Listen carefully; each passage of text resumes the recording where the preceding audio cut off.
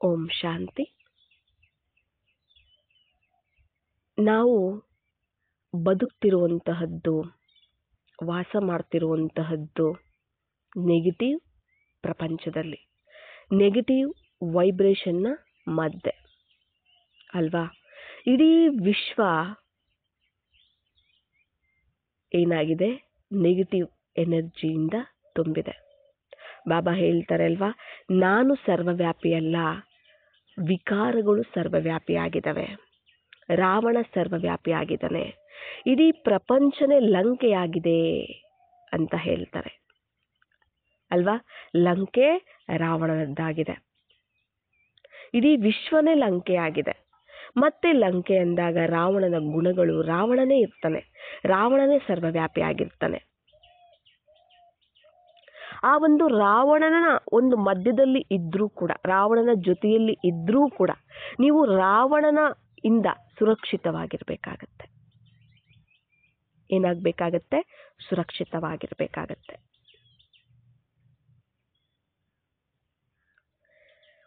ಸೀತೆ ರಾವಣನ ಒಂದು ವಶದಲ್ಲಿ ಇದ್ರೂ ಕೂಡ ತನ್ನ ಮನಸ್ಸಲ್ಲಿ, ತನ್ನ ಸಂಕಲ್ಪದಲ್ಲಿ ರಾಮನೇ ಇದ್ದ ಅಲ್ವಾ? ರಾಮನೇ ಇದ್ದ. ಹಾಗೆ ಇಲ್ಲಿ ನಾವಿರುವಂತಹ ಒಂದು ವೈಬ್ರೇಷನ್ ಏನಿದೆ, ಅದು ರಾವಣನ ಒಂದು ವಿಕಾರಗಳ, ಮಾಯೆಯ ಒಂದು ವೈಬ್ರೇಷನ್. ಇಡೀ ವಿಶ್ವದ ತುಂಬ ಎಲ್ಲನೂ ಸಹ ಚಿಂತೆ, ಭಯ, ಟೆನ್ಷನ್ನು, ದುಃಖ, ಅಶಾಂತಿ ಮತ್ತೆ ಎಲ್ಲ ವಿಕಾರಗಳು ಎಲ್ಲನೂ ಸಹ ಸರ್ವವ್ಯಾಪಿಯಾಗಿದೆ. ಮತ್ತೆ ಅವುಗಳ ಮಧ್ಯೆ ನಾವು ಇದೀವಿ, ಅವುಗಳ ಒಂದು ಪ್ರಭಾವ ನಮ್ಮ ಮೇಲೆ ಬೀಳಬಾರದು ಅಂದ್ರೆ ಏನು? ಸ್ವಯಂನ ಒಂದು ಸ್ಮೃತಿ, ಪರಮಾತ್ಮನ, ಸ್ವಯಂನ ತಂದೆಯ ಒಂದು ಸ್ಮೃತಿ.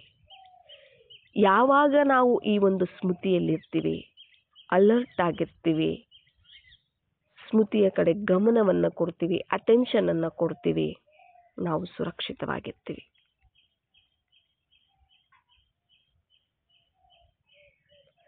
ರಾವಣ ಸೀತೆಯನ್ನ ಅಪಹರಿಸಿದರೂ ಕೂಡ ರಾವಣನ ವಶ ಆಗ್ಲಿಲ್ಲ. ಆದ್ಲಾ? ಸೀತೆ ಆದ್ಲಾ? ರಾವಣನ ವಶ ಆದ್ಲಾ? ಯಾಕೆ? ರಾಮನ ವೇಷ ಹಾಕಿ ಸೀತೆಯ ಬಳಿ ಹೋದ್ರೂ ಸಹ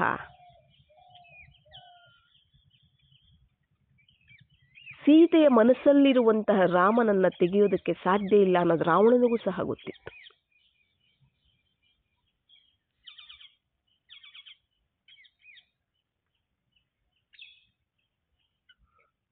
ರಾವಣನ ವಶದಲ್ಲಿ ಅಂದ್ರೆ ಅವನು ಅಪಹರಿಸಿದ್ರೂ ಸಹ, ಅವನ ಜೊತೆ ಇದ್ರೂ ಸಹ ತನ್ನ ಮನಸ್ಸು, ಬುದ್ಧಿ ಎಲ್ಲ ರಾಮನ ಕಡೆಗೇನೆ ಇತ್ತು. ಮನಸ್ಸು ತುಂಬಾ ರಾಮನೇ ಇದ್ದ.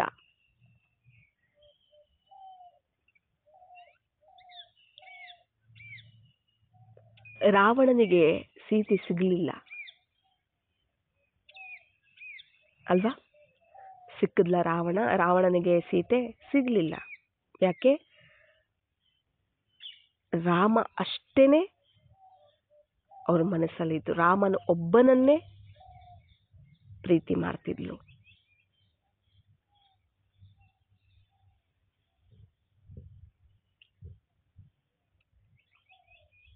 ರಾಮ ಒಬ್ಬನನ್ನ ಬಿಟ್ಟು ಬೇರೆ ಯಾರನ್ನೂ ಸಹ ಪತಿಯಾಗಿ ಸ್ವೀಕಾರ ಮಾಡಿರಲಿಲ್ಲ. ಯಾರು? ಸೀತೆ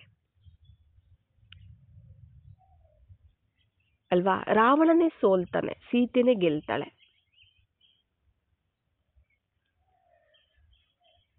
ಶಾರೀರಿಕವಾಗಿ ಸೀತೆಯನ್ನ ಅಪಹರಿಸಿದ್ರೂ ಸಹ ಮಾನಸಿಕವಾಗಿ ಸೀತೆಯ ಮನಸ್ಸನ್ನ ಗೆಲ್ಲೋದಕ್ಕೆ ಸಾಧ್ಯ ಆಗಲಿಲ್ಲ. ಯಾರಿಗೆ? ರಾವಣನಿಗೆ.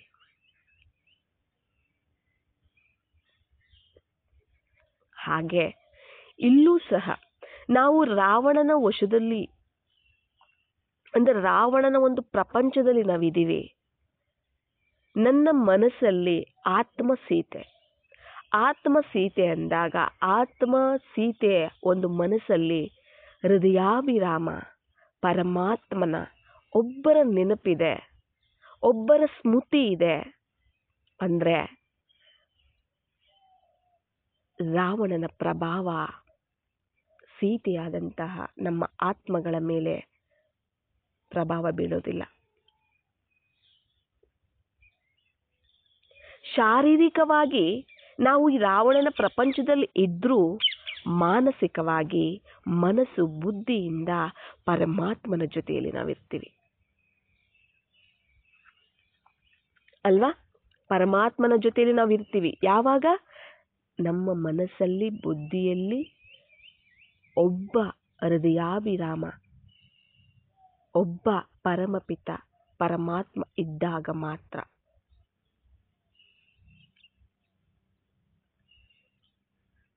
ಎಲ್ಲೇ ಈಗ ನಾವು ಎಲ್ಲೇ ಇದ್ರೂ ಆ ವೈಬ್ರೇಷನ್ ತಪ್ಪಿದ್ದಲ್ಲ, ಇದ್ದೇ ಇರುತ್ತೆ ಅಲ್ವಾ? ನೀವೀಗ ಒಂದು ಆಫೀಸ್ಗೆ ಹೋಗ್ಬೋದು, ಇಲ್ಲ ವ್ಯಾಪಾರ ವ್ಯವಹಾರವನ್ನು ಮಾಡ್ಬೋದು, ಎಷ್ಟೋ ವಿಶ್ವದ ಆತ್ಮಗಳ ಜನರ ಸಂಪರ್ಕದಲ್ಲಿ ನೀವು ಹೋಗ್ಬೋದು. ಅಷ್ಟೇ ಯಾಕೆ, ಮನೆಯಲ್ಲಿ ಒಬ್ಬರು ಜ್ಞಾನದಲ್ಲಿದ್ದರೆ ಮನೆಯಲ್ಲಿ ಎಲ್ಲರೂ ಒಬ್ಬರು ಜ್ಞಾನದಲ್ಲಿದ್ದಾರೆ ಅಂದರೆ ಎಲ್ಲರೂ ಜ್ಞಾನದಲ್ಲಿ ಇರೋದಿಲ್ಲ ಅಲ್ವಾ? ಒಬ್ಬರು ಇರ್ತಾರೆ, ಎಲ್ಲರೂ ಸಹ ಬಂದಿರೋದಿಲ್ಲ ಇನ್ನು ಜ್ಞಾನದಲ್ಲಿ. ಮತ್ತೆ ಅದರ ಒಂದು ವೈಬ್ರೇಷನ್ನು ಸಹ ಇರುತ್ತೆ.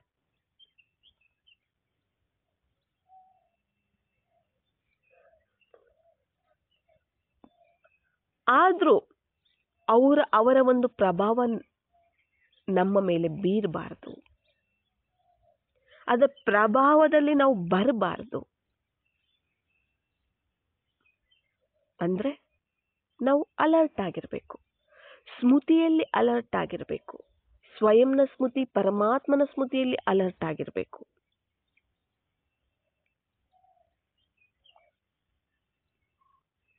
ಯಾವಾಗ ನಾವು ಅಲರ್ಟ್ ಆಗಿರ್ತೀವಿ ಆಗ ಆ ಸ್ವಯಂನ ಒಂದು ಸ್ಮೃತಿ ಪರಮಾತ್ಮನ ಒಂದು ಸ್ಮೃತಿಯಲ್ಲಿ ನಾವು ಅಲರ್ಟ್ ಆಗಿದ್ದಾಗ, ಆ ಸ್ಮೃತಿಯಲ್ಲಿ ನಾವು ಸ್ಥಿತರಾದಾಗ ಆತ್ಮದ ಒಂದು ಮೂಲ ನಿಜ ಸಂಸ್ಕಾರಗಳು, ಆ ಗುಣ ಶಕ್ತಿ ಏನಿದೆ ಅವುಗಳು ಜಾಗೃತ ಆಗಿರುತ್ತೆ.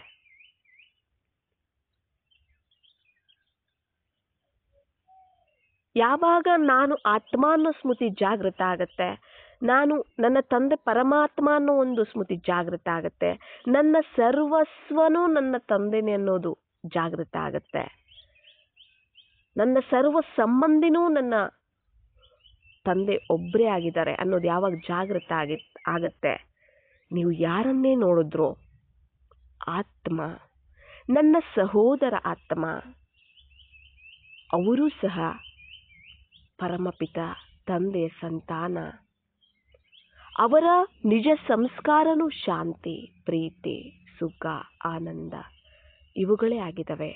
ಆ ಒಂದು ದೃಷ್ಟಿಯಲ್ಲೇ, ಆ ಒಂದು ವೃತ್ತಿಯಲ್ಲೇ, ಆ ಒಂದು ಸಂಕಲ್ಪದಲ್ಲೇ ಅವರನ್ನು ನೀವು ಗುರುತಿಸ್ತೀರಾ.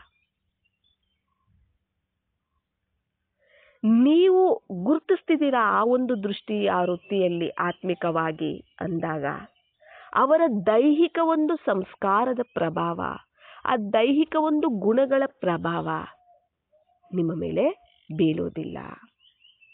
ನೀವೆಲ್ಲೇ ಇದ್ರು, ಮನೆಯಲ್ಲೇ ಇದ್ರು, ಹೊರಗಡೆನೇ ಇದ್ರು, ಯಾವುದೇ ಜನರ ಒಂದು ಸಂಪರ್ಕದಲ್ಲಿ ಹೋದ್ರೂ ಸಹ ಅದರ ಪ್ರಭಾವ ನಿಮ್ಮ ಮೇಲೆ ಬೀಳೋದಿಲ್ಲ. ಆತ್ಮದ ನಿಜ ಮೂಲ ಸಂಸ್ಕಾರನೇ ಶಾಂತಿ, ಪವಿತ್ರತೆ, ಶಕ್ತಿ, ಜ್ಞಾನ, ಪ್ರೇಮ, ಸುಖ, ಆನಂದ. ದೇಹದ ಸಂಸ್ಕಾರಗಳು ಕಾಮ, ಕ್ರೋಧ, ಲೋಭ, ಮೋಹ, ಅಹಂಕಾರ, ಈರ್ಷೆ, ದ್ವೇಷ, ಅಸೂಯೆ, ಸೋಮಾರಿತನ, ಹೊಟ್ಟೆ ಕಿಚ್ಚು ಇವೇನೇನಿದಾವೆ ಇವು ದೇಹದ ಒಂದು ಸಂಸ್ಕಾರಗಳು. ಈ ದೇಹಾಭಿಮಾನನೇ ಶತ್ರು. ನೀವು ಆತ್ಮಿಕ ಸೈನಿಕರು ಅಂತ ಹೇಳ್ತಾರೆ.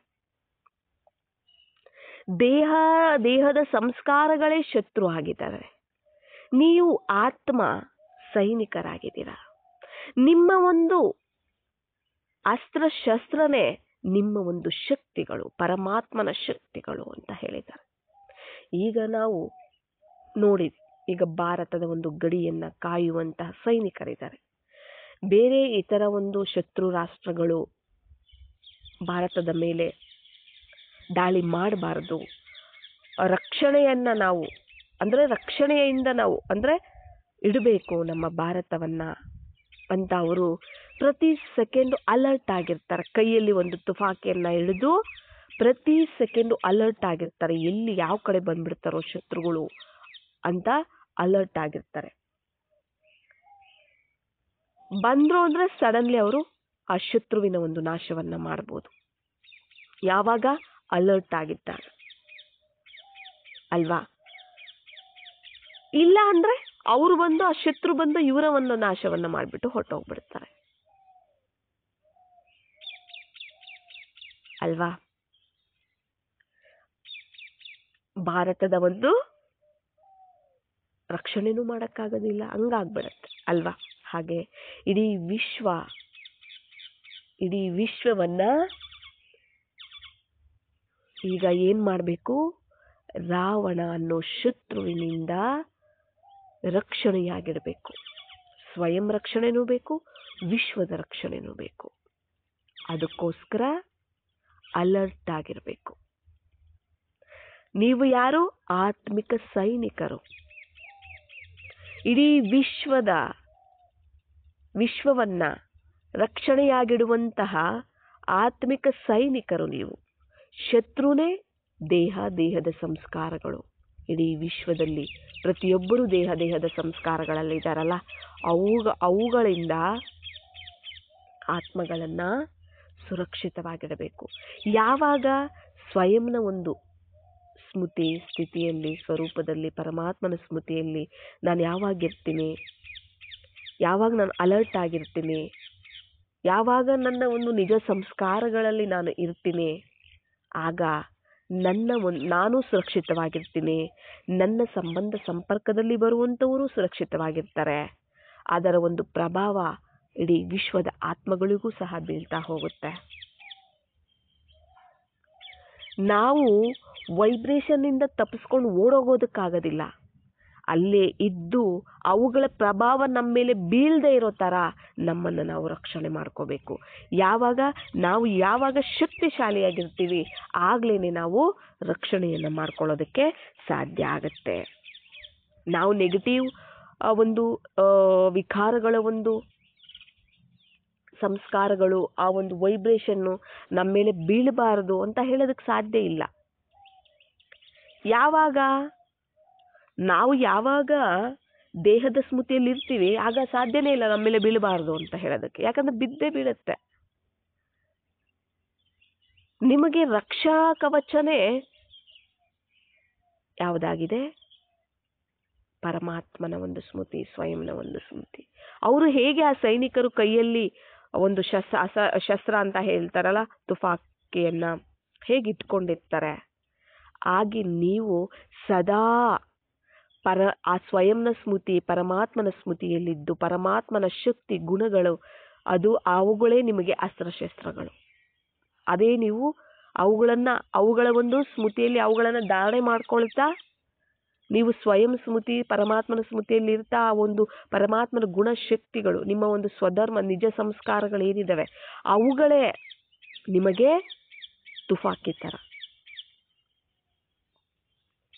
ಬಾಣದ ತರ. ಅದು ನೀವು ಅಲರ್ಟ್ ಆಗಿದ್ದಾಗ ಆ ಒಂದು ಪ್ರಭಾವದಿಂದ ನೀವು ಹೊರಗಡೆ ಬರ್ಬೋದು, ಅದರಿಂದ ನೀವು ಸುರಕ್ಷಿತವಾಗಿರ್ಬೋದು ಅಂತ ಬಾಬಾ ತಿಳಿಸ್ತಾರೆ. ನಾವು ಬಿಟ್ಟೆಲ್ಲೂ ಹೋಗೋದಕ್ಕಾಗೋದಿಲ್ಲ. ನಾವು ಬಿಟ್ಟು ಹೋಗೋದು ಅಂದ್ರೆ ಅಂತಿಮದಲ್ಲಿನೇ ಅಲ್ವಾ? ಅಂತಿಮದಲ್ಲಿನೇ ಈ ಒಂದು ಸ್ಥೂಲವಾದ ಪ್ರಪಂಚವನ್ನ ಬಿಟ್ಟು ಪರಂಧಾಮಕ್ಕೆ ನಾವು ಹೋಗ್ತೀವಿ ಅಲ್ವಾ? ಅಲ್ಲಿವರೆಗೂ ಇಲ್ಲೇ ಇರ್ಬೇಕಲ್ಲ, ಇಲ್ಲೇ ಇರಬೇಕು. ಯಾವಾಗ ನಾವು ದೇಹದ ಒಂದು ಸ್ಮೃತಿಯಲ್ಲಿ ಇರ್ತೀವಿ, ದೇಹದಾರಿಗಳ ಒಂದು ಪ್ರಭಾವ ನಮ್ಮ ಮೇಲೆ ಬೀಳುತ್ತೆ. ಅವರ ಒಂದು ಸಂಸ್ಕಾರ, ಅವರ ಒಂದು ಗುಣ, ಅವರ ಒಂದು ವಿಕಾರಗಳ ಒಂದು ಪ್ರಭಾವ ನಮ್ಮ ಮೇಲೆ ಬೀಳುತ್ತೆ. ಯಾವಾಗ ನಾನು ಆತ್ಮಾಭಿಮಾನಿಯಾಗಿರ್ತೀನಿ, ಆತ್ಮದ ಸ್ಮೃತಿಯಲ್ಲಿ ಪರಮಾತ್ಮನ ಸ್ಮೃತಿಯಲ್ಲಿ ನಾನು ಇರ್ತೀನಿ, ಅಲರ್ಟ್ ಆಗಿರ್ತೀನಿ, ನಮ್ಮ ಪ್ರಭಾವ ಅವ್ರ ಮೇಲೆ ಬೀಳುತ್ತೆ ಹೊರತು ಅವರ ಪ್ರಭಾವ ನಮ್ಮ ಮೇಲೆ ಬೀಳೋದಿಲ್ಲ. ಸ್ವಯಂ ರಕ್ಷಣೆಯಿಂದ ಇರ್ತೀರ, ಇತರರನ್ನು ನೀವು ರಕ್ಷಣೆ ಮಾಡಬಹುದು. ಅವರು ಸ್ಥೂಲವಾದಂತಹ ಸೈನಿಕರು, ನೀವು ಆತ್ಮಿಕ ಸೈನಿಕರು ಅಂತ ಬಾಬಾ ಹೇಳ್ತಿದ್ದಾರೆ.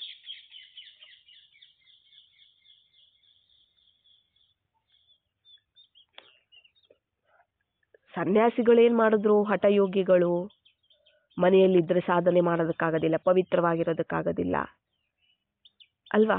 ಅದಕ್ಕೋಸ್ಕರ ಮನೆ, ಮಠ, ಹೆಂಡತಿ, ಮಕ್ಕಳು ಎಲ್ಲವನ್ನ ಬಿಟ್ಟು ಕಾಡುಗಳಿಗೆ ಹೊರಟೋದ್ರು, ಅಡವಿಗಳಲ್ಲಿ ಹೋದ್ರು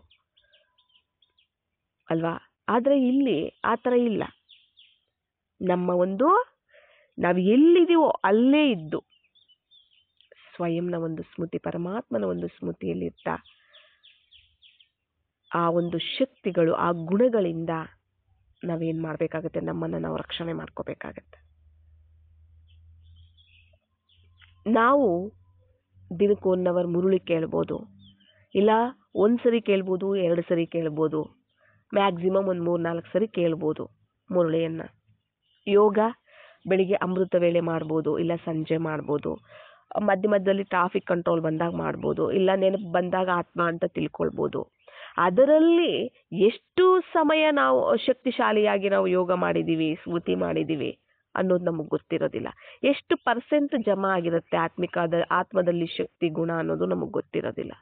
ಮತ್ತೆ ನಾವು ಉಳಿದರೆ ಸಮಯವೆಲ್ಲ ಬರೀ ದೇಹದ ಸ್ಮೃತಿ, ದೇಹದಾರಿಗಳ ಒಂದು ಸಂಬಂಧ ಸಂಪರ್ಕದಲ್ಲಿ ಹೋಗ್ತಾ ನಮ್ಮನ್ನ ನಾವು ಮರ್ತೋಗ್ತೀವಿ, ದೇಹದ ಒಂದು ಸ್ಮೃತಿಯಲ್ಲಿ ಹೊರಟೋಗ್ತೀವಿ. ನಾವು ಮತ್ತೆ ನಾವು ಅಷ್ಟೋ ಇಷ್ಟೋ ಏನು ಸಂಪಾದನೆ ಮಾಡ್ಕೊಂಡಿದೀವಿ ಅದೆಲ್ಲ ಅದರಲ್ಲಿ ಸಮಾಪ್ತಿ ಆಗ್ಬಿಡುತ್ತೆ, ಖರ್ಚಾಗ್ಬಿಡುತ್ತೆ. ಆತ್ಮದ ಸ್ಮೃತಿಯಲ್ಲಿದ್ದು ನೀವೇನು ಸಂಪಾದನೆ ಮಾಡ್ಕೋತೀರಾ, ದೇಹದ ಸ್ಮೃತಿಯಲ್ಲಿ ಬಂದಾಗ ಅದು ಖರ್ಚಾಗತ್ತೆ. ಇದು ನೆನ್ಪಿಟ್ಕೋಬೇಕಾಗತ್ತೆ. ನಾವು ದೇಹದ ಸ್ಮೃತಿನೇ ಮೈನಸ್, ಆತ್ಮದ ಸ್ಮೃತಿನೇ ಪ್ಲಸ್. ಆತ್ಮದ ಸ್ಮೃತಿಯಲ್ಲಿದ್ದಾಗ, ಪರಮಾತ್ಮನ ಸ್ಮೃತಿಯಲ್ಲಿದ್ದಾಗ ಅದು ಆಡ್ ಆಗ್ತಾ ಹೋಗುತ್ತೆ ಗುಣಶಕ್ತಿಗಳು. ದೇಹದ ಸ್ಮೃತಿಯಲ್ಲಿ ಇದ್ದಾಗ ಅದು ಮೈನಸ್ ಆಗ್ತಾ ಹೋಗುತ್ತೆ.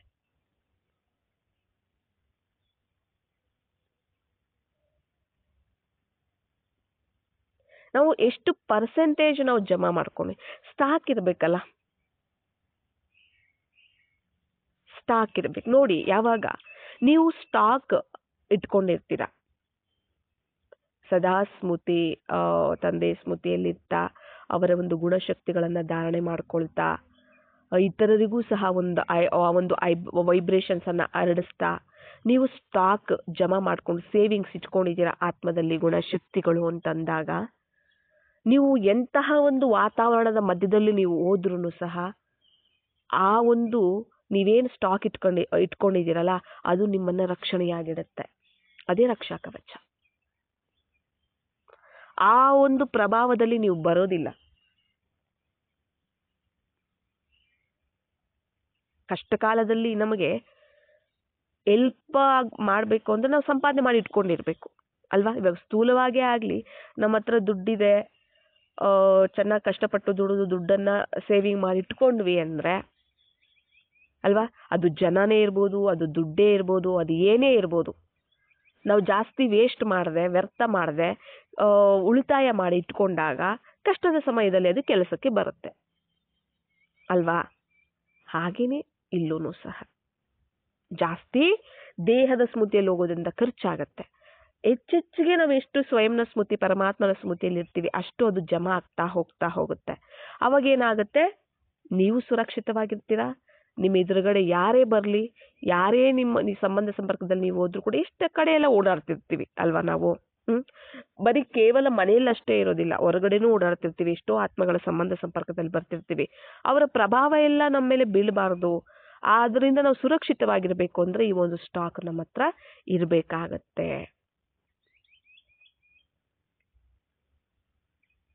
ಹೇಗೆ ನೋಡಿ, ಮಳೆ ಬಂದಾಗ, ಮಳೆಗಾಲದಲ್ಲಿ ನಮಗೆ ಮಳೆಯಲ್ಲಿ ನಾವು ನೆನಿಬಾರ್ದು ಅಂತ ಹೇಳ್ಬಿಟ್ಟು ಏನ್ ಮಾಡ್ತೀವಿ, ಮಳೆಗೆ, ಬಿಸಿಲಿಗೆ, ಚಳಿಗೆ ಯಾವುದರ ಪ್ರಭಾವನು ನಮ್ಮ ಮೇಲೆ ಬೀಳಬಾರ್ದು, ಆರೋಗ್ಯ ಕೆಡುತ್ತೆ, ಅಲ್ವಾ, ಕಷ್ಟ ಆಗತ್ತೆ ಅಂತ ನಾವು ಮನೆಗಳನ್ನು ನಿರ್ಮಿಸ್ಕೊಂಡಿದ್ದೀವಿ ಅಲ್ವಾ. ಮನೆಗಳನ್ನು ನಿರ್ಮಿಸ್ಕೊಂಡ್ರು ಕೂಡ ಹೊರಗಡೆ ಎಲ್ಲಾದರೂ ಹೋಗ್ಬೇಕಾದ್ರೆ ಛತ್ರಿಯನ್ನು ನಾವು ರಕ್ಷಣೆಗಾಗಿ ಇಟ್ಕೊಳ್ತೀವಿ ಅಲ್ವಾ. ಬಿಸಿಲು ಅಂದಾಗ ಮನೆಗಳಲ್ಲಿ ಫ್ಯಾನ್ಗಳು ಇಟ್ಕೊಂಡಿದ್ದೀವಿ, ಎ ಸಿಗಳು ಇಟ್ಕೊಂಡಿದ್ದೀವಿ. ಹೊರಗಡೆ ಹೋದ್ರಿಂದ ಒಂದು ಗಿಡ ಮರದ ಕೆಳಗಡೆ ಅದರ ಒಂದು ನಾವು ರಕ್ಷಣೆಯನ್ನು ಅವುಗಳ ಒಂದು ಎಲ್ಪನ್ನು ನಾವು ತಗೊಳ್ತೀವಿ ಅಲ್ವಾ. ಚಳಿ ಅಂದಾಗ ಸ್ವಲ್ಪ ಮಂದವಾಗಿರುವ ತಿಕ್ಕಾಗಿರೋ ಒಂದು ವಸ್ತ್ರಗಳನ್ನು ಧರಿಸ್ತೀವಿ, ಚಳಿ ಆಗಬಾರ್ದು, ಬೆಚ್ಚಗೆ ಇರಬೇಕು ಅಂತ ಹೇಳ್ಬಿಟ್ಟು. ಯಾಕಂದರೆ ಅವುಗಳ ಒಂದು ಪ್ರಭಾವ ನಮ್ಮ ಮೇಲೆ ಬೀಳಬಾರ್ದು, ನಾವು ಅವುಗಳಿಂದ ರಕ್ಷಣೆಯಾಗಿರಬೇಕು, ಆರೋಗ್ಯವನ್ನು ಕಾಪಾಡ್ಕೊಳ್ಬೇಕು ಅಲ್ವಾ. ಇಲ್ಲಾಂದ್ರೆ ಮಳೆಯಲ್ಲಿ ನೆಂದ್ರಿ ಚೆನ್ನಾಗಿ ಡೈಲಿ ನೆನೀತಿದ್ದೀರಾ ಅಂದರೆ ಏನಾಗುತ್ತೆ, ಜ್ವರ ಬರುತ್ತೆ, ನೆಗಡಿ ಬರುತ್ತೆ, ಹಾಸ್ಪಿಟಲ್ಗೆ ಅಡ್ಮಿಟ್ ಆಗಬೇಕಾಗತ್ತೆ ಅಲ್ವಾ, ಅಡ್ಮಿಟ್ ಆಗಬೇಕಾಗತ್ತೆ. ಮತ್ತು ಬಿಸಿಲಿಗೂ ಅಷ್ಟೇ ಅಲ್ವಾ, ಬಿಸಿಲು ಜಾಸ್ತಿ ಆದರೂ ಆ ಒಂದು ತಾಪದಿಂದ ಎಷ್ಟೆಷ್ಟೆಲ್ಲ ಕಾಯಿಲೆಗಳು ಬರುತ್ತೆ, ಚಳಿಯಿಂದನೂ ಎಷ್ಟೆಷ್ಟೆಲ್ಲ ಕಾಯಿಲೆಗಳು ಬರುತ್ತೆ. ಅವುಗಳಿಂದ ಎಲ್ಲ ರಕ್ಷಣೆ ಮಾಡ್ಕೊಳ್ಳೋದಕ್ಕೋಸ್ಕರ ನಾವು ಸೇಫ್ಟಿ ಆಗಿರುವಂಥ ಒಂದು ಸಾಧನಗಳನ್ನು ಬಳಸ್ತೀವಿ ಅಲ್ವಾ. ಹಾಗೆ ಸ್ಥೂಲವಾಗಿ ಎಷ್ಟು ನಾವು ಅಲರ್ಟ್ ಆಗಿರ್ತೀವಲ್ವಾ, ಎಷ್ಟು ಅಟೆನ್ಷನನ್ನು ಕೊಡ್ತೀವಲ್ವಾ. ಯಾವ ಒಂದು ಸೀಸನ್ಗೆ, ಮಳೆ ಸೀಸನ್ ಬಂತು, ಬೇಸಿಗೆ ಕಾಲ ಬಂತು, ಚಳಿಗಾಲ ಬಂತು, ಆ ಒಂದು ಸೀಸನ್ಗೆ ನಾವು ಎಷ್ಟು ಅಲರ್ಟ್ ಆಗಿ ಅಟೆನ್ಷನನ್ನು ಕೊಟ್ಟು ನಾವು ಆ ಒಂದು ರಕ್ಷಣೆಯನ್ನು ಮಾಡ್ಕೋತೀವಲ್ಲ. ಮತ್ತು ಆತ್ಮದ ಕಡೆ ನಾವು ಗಮನ ಕೊಡ್ತಿದ್ದೀವ. ನಾನು ಆತ್ಮ ಆಗಿದ್ದೀನಿ, ನಾನು ಆತ್ಮ ಅನ್ನೋ ಒಂದು ಸ್ಮೃತಿ, ಪರಮಾತ್ಮನ ಸ್ಮೃತಿ ಅಲ್ಲಿದ್ದಾಗ ಆತ್ಮದ ಗುಣಗಳು, ಶಕ್ತಿಗಳು ಏನಿದಾವೆ ಅದು ಜಾಗೃತ ಆಗ್ತಾ ಹೋಗುತ್ತೆ. ಅವುಗಳ ಆ ವೈಬ್ರೇಷನ್ನು ಅದು ಏನಾಗುತ್ತೆ, ನಿಮ್ಮ ಒಂದು ಸುತ್ತು ಸಹ ಒಂದು ಪ್ರಭಾವ ಮಂಡಲ ತಯಾರಾಗತ್ತೆ. ಒಂದು ಏನಂತಾರೆ ಅದಕ್ಕೆ, ಆರ ಅಂತಾರಲ್ಲ, ಅದು ತಯಾರಾಗತ್ತೆ. ಅದೇ ರಕ್ಷಾ ಕವಚ. ನಿಮ್ಮ ಸುತ್ತೂ ಸಹ ನಿಮ್ಮ ಬಾಡಿ ಏನಿದೆ ಆ ಬಾಡಿ ಶೇಪಲ್ಲಿ ಒಂದು ಪ್ರಕಾಶತೆಯ ಒಂದು ಆರ ಅನ್ನುವಂಥದ್ದು ತಯಾರಾಗತ್ತೆ. ಪಾಸಿಟಿವ್ ಎನರ್ಜಿ ಅಂತೀವಿ ನಾವು ಅದಕ್ಕೆ. ಪರಮಾತ್ಮನ ಗುಣಶಕ್ತಿ ನಮ್ಮಲ್ಲಿ ಬಂತು, ನಮ್ಮಲ್ಲಿ ಜಾಗೃತ ಆಯಿತು, ಧಾರಣೆ ಆಯಿತು ಅಂದರೆ ಅವುಗಳಿಂದ ಆ ಒಂದು ಆರ ತಯಾರಾಗುತ್ತೆ. ಅದೇ ರಕ್ಷಾ ಕವಚ ಆಗುತ್ತೆ. ಅದು ಆರವನ್ನು ದಾಟಿ ನಿಮ್ಮನ್ನು ಟಚ್ ಮಾಡೋಕ್ಕೂ ಆಗೋದಿಲ್ಲ. ಅದು ನಾವು ಹೇಳ್ತಿರ್ತೀವಲ್ಲ, ಪರಮಾತ್ಮನ ಓಂ ನೆನಪೇ ಛತ್ರಛಾಯೆ, ಛತ್ರಛಾಯೆಯಲ್ಲಿರಿ, ಮಾಯೆಯಿಂದ ಸುರಕ್ಷಿತವಾಗಿರ್ತೀರಾ ಅಂತ ಹೇಳ್ತಿರ್ತಾರೆ ಬಾಬಾ ಅಲ್ವಾ. ಇದೇ ಬರೀ ಪರಮಾತ್ಮನ ನೆನಪಲ್ಲ, ಸ್ವಯಂನ ಒಂದು ನೆನಪು ಇರಬೇಕಾಗತ್ತೆ. ನಾನು ಯಾರು ಅನ್ನೋ ಒಂದು ಸ್ಮೃತಿಯಲ್ಲಿ ಬಂದು ನನ್ನ ನಿಜವಾದಂಥ ಸಂಸ್ಕಾರ ಏನು, ನಿಜವಾದಂಥ ನಂದು ಮೂಲ ಗುಣ ಏನು, ನಾನು ಯಾರ ಸಂತಾನ, ಆಗ ತಂದೆ ನೆನಪು ಬರ್ತಾರೆ. ಸ್ವಯಂ ಸ್ಮೃತಿ, ತಂದೆಯ ಒಂದು ಸ್ಮೃತಿ ಇದರಲ್ಲಿ ಇದ್ದಾಗ ಗುಣ ಶಕ್ತಿಗಳು ನಮ್ಮಲ್ಲಿ ಧಾರಣೆ ಆದಾಗ, ನಮ್ಮಲ್ಲಿ ಜಾಗೃತ ಆಗಿ ಧಾರಣೆ ಆದಾಗ, ಅವುಗಳಿಂದ ಒಂದು ಆರ ತಯಾರಾದಾಗ ಸುತ್ತೂ ಅದೇ ರಕ್ಷಾ ಕವಚ ಆಗಿರುತ್ತೆ. ಆ ವೈಬ್ರೇಷನ್ಸ್ ಇಂದ ಒಂದು ಆರ ತಯಾರಾಗತ್ತೆ. ನಿಮ್ಮ ಒಂದು ವೈಬ್ರೇಷನ್ಸ್ ಇತರರಿಗೆ ಹೋಗ್ತಿರುತ್ತೆ ಹೊರತು ಅವರ ಒಂದು ವೈಬ್ರೇಷನ್ಸ್ ನಿಮ್ಮ ಮೇಲೆ ಬೀಳೋದಿಲ್ಲ, ಅದರ ಪ್ರಭಾವ ನಿಮ್ಮ ಮೇಲೆ ಬೀಳೋದಿಲ್ಲ.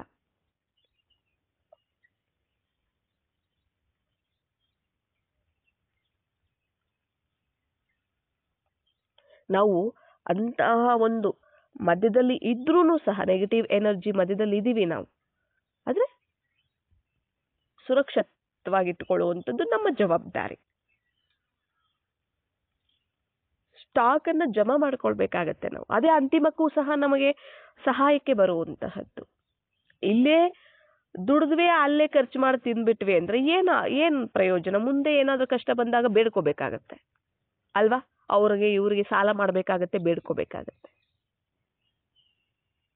ಇಲ್ಲೂ ಹಾಗೇನೆ, ನಾವೇನಾದ್ರೂ ಸ್ಟಾಕ್ ಅನ್ನ ಜಮಾ ಮಾಡ್ಕೊಂಡಿಲ್ಲ, ಸೇವಿಂಗ್ಸ್ ಇಟ್ಕೊಂಡಿಲ್ಲ, ಯಾವುದೇ ಗುಣಶಕ್ತಿಗಳದ್ದು ಯಾವುದೂ ನಾವು ಇಟ್ಕೊಂಡಿಲ್ಲ ಅಂತಂದ್ರೆ ಮುಂದೆ ಒಂದಿನ ಬೇಡ್ಕೋಬೇಕಾಗತ್ತೆ.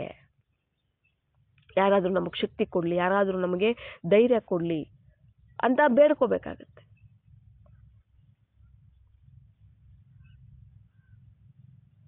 ಅಲ್ವಾ. ಆ ಪರಿಸ್ಥಿತಿ ನಮಗೆ ಬರಬಾರದಲ್ವಾ.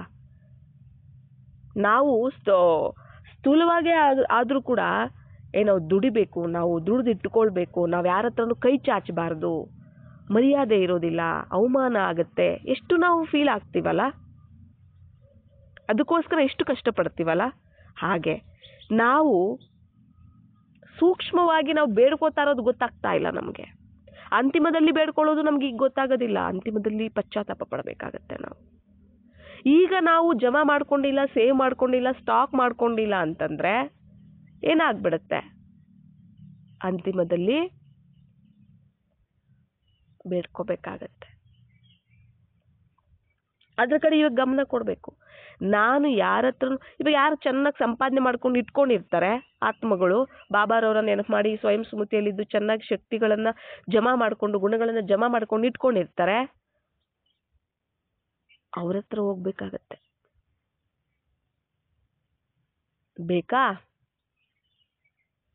ಯಾರು ಇಷ್ಟಪಡೋದಿಲ್ಲ ಅಲ್ವಾ? ಸ್ಥೂಲವಾಗಿನೇ ನಾವು ಯಾರು ಇಷ್ಟಪಡೋದಿಲ್ಲ ಇನ್ನೊಬ್ಬರ ಹತ್ರ ಹೋಗಿ ಕೈ ಚಾಚೋದಕ್ಕೆ. ಅಷ್ಟು ಸ್ವಾಭಿಮಾನ ಇದೆ ಅಂತ ಹೇಳ್ತಾರೆ ಅಲ್ವಾ, ಇರುತ್ತೆ ಅಂತ ಹೇಳ್ತೀವಿ ನಾವೆಲ್ಲ. ಅಂದಮೇಲೆ ಅಂತಿಮದಲ್ಲಿ ಎಂಥ ಪರಿಸ್ಥಿತಿ ಇರುತ್ತೆ ಯೋಚನೆ ಮಾಡಿ.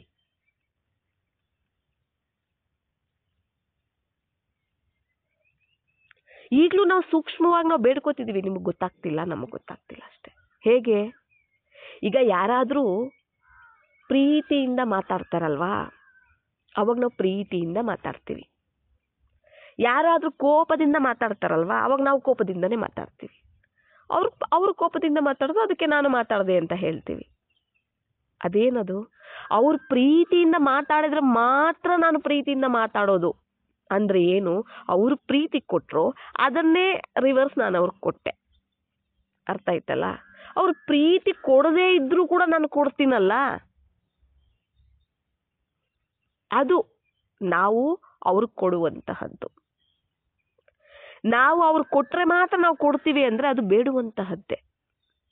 ಅದು ಪ್ರೀತಿ ಇರ್ಬೋದು, ಸ್ನೇಹ ಇರ್ಬೋದು, ಅದು ಕಾಳಜಿ ಇರ್ಬೋದು, ಏನೇ ಇರ್ಬೋದು. ಅವ್ರು ಕೊಟ್ರೆ ನಾನು ಕೊಡ್ತೀನಿ ಅಂದ್ರೆ ಏನು? ಅವ್ರು ಕೊಟ್ರು, ನೀವು ಅದನ್ನ ತಗೊಂಡ್ರೆ ಮತ್ತೆ ಅದನ್ನೇ ವಾಪಸ್ ಕೊಡ್ತೀರಾ ಅಂತ ಅರ್ಥ. ಅಂದ್ರೆ ನಿಮ್ಮ ಹತ್ರ ಇಲ್ಲ, ಅದು ಅವ್ರ ಹತ್ರ ತಗೊಂಡು ಕೊಡ್ತಿದ್ದೀರಾ ಅಂತ ಅರ್ಥ.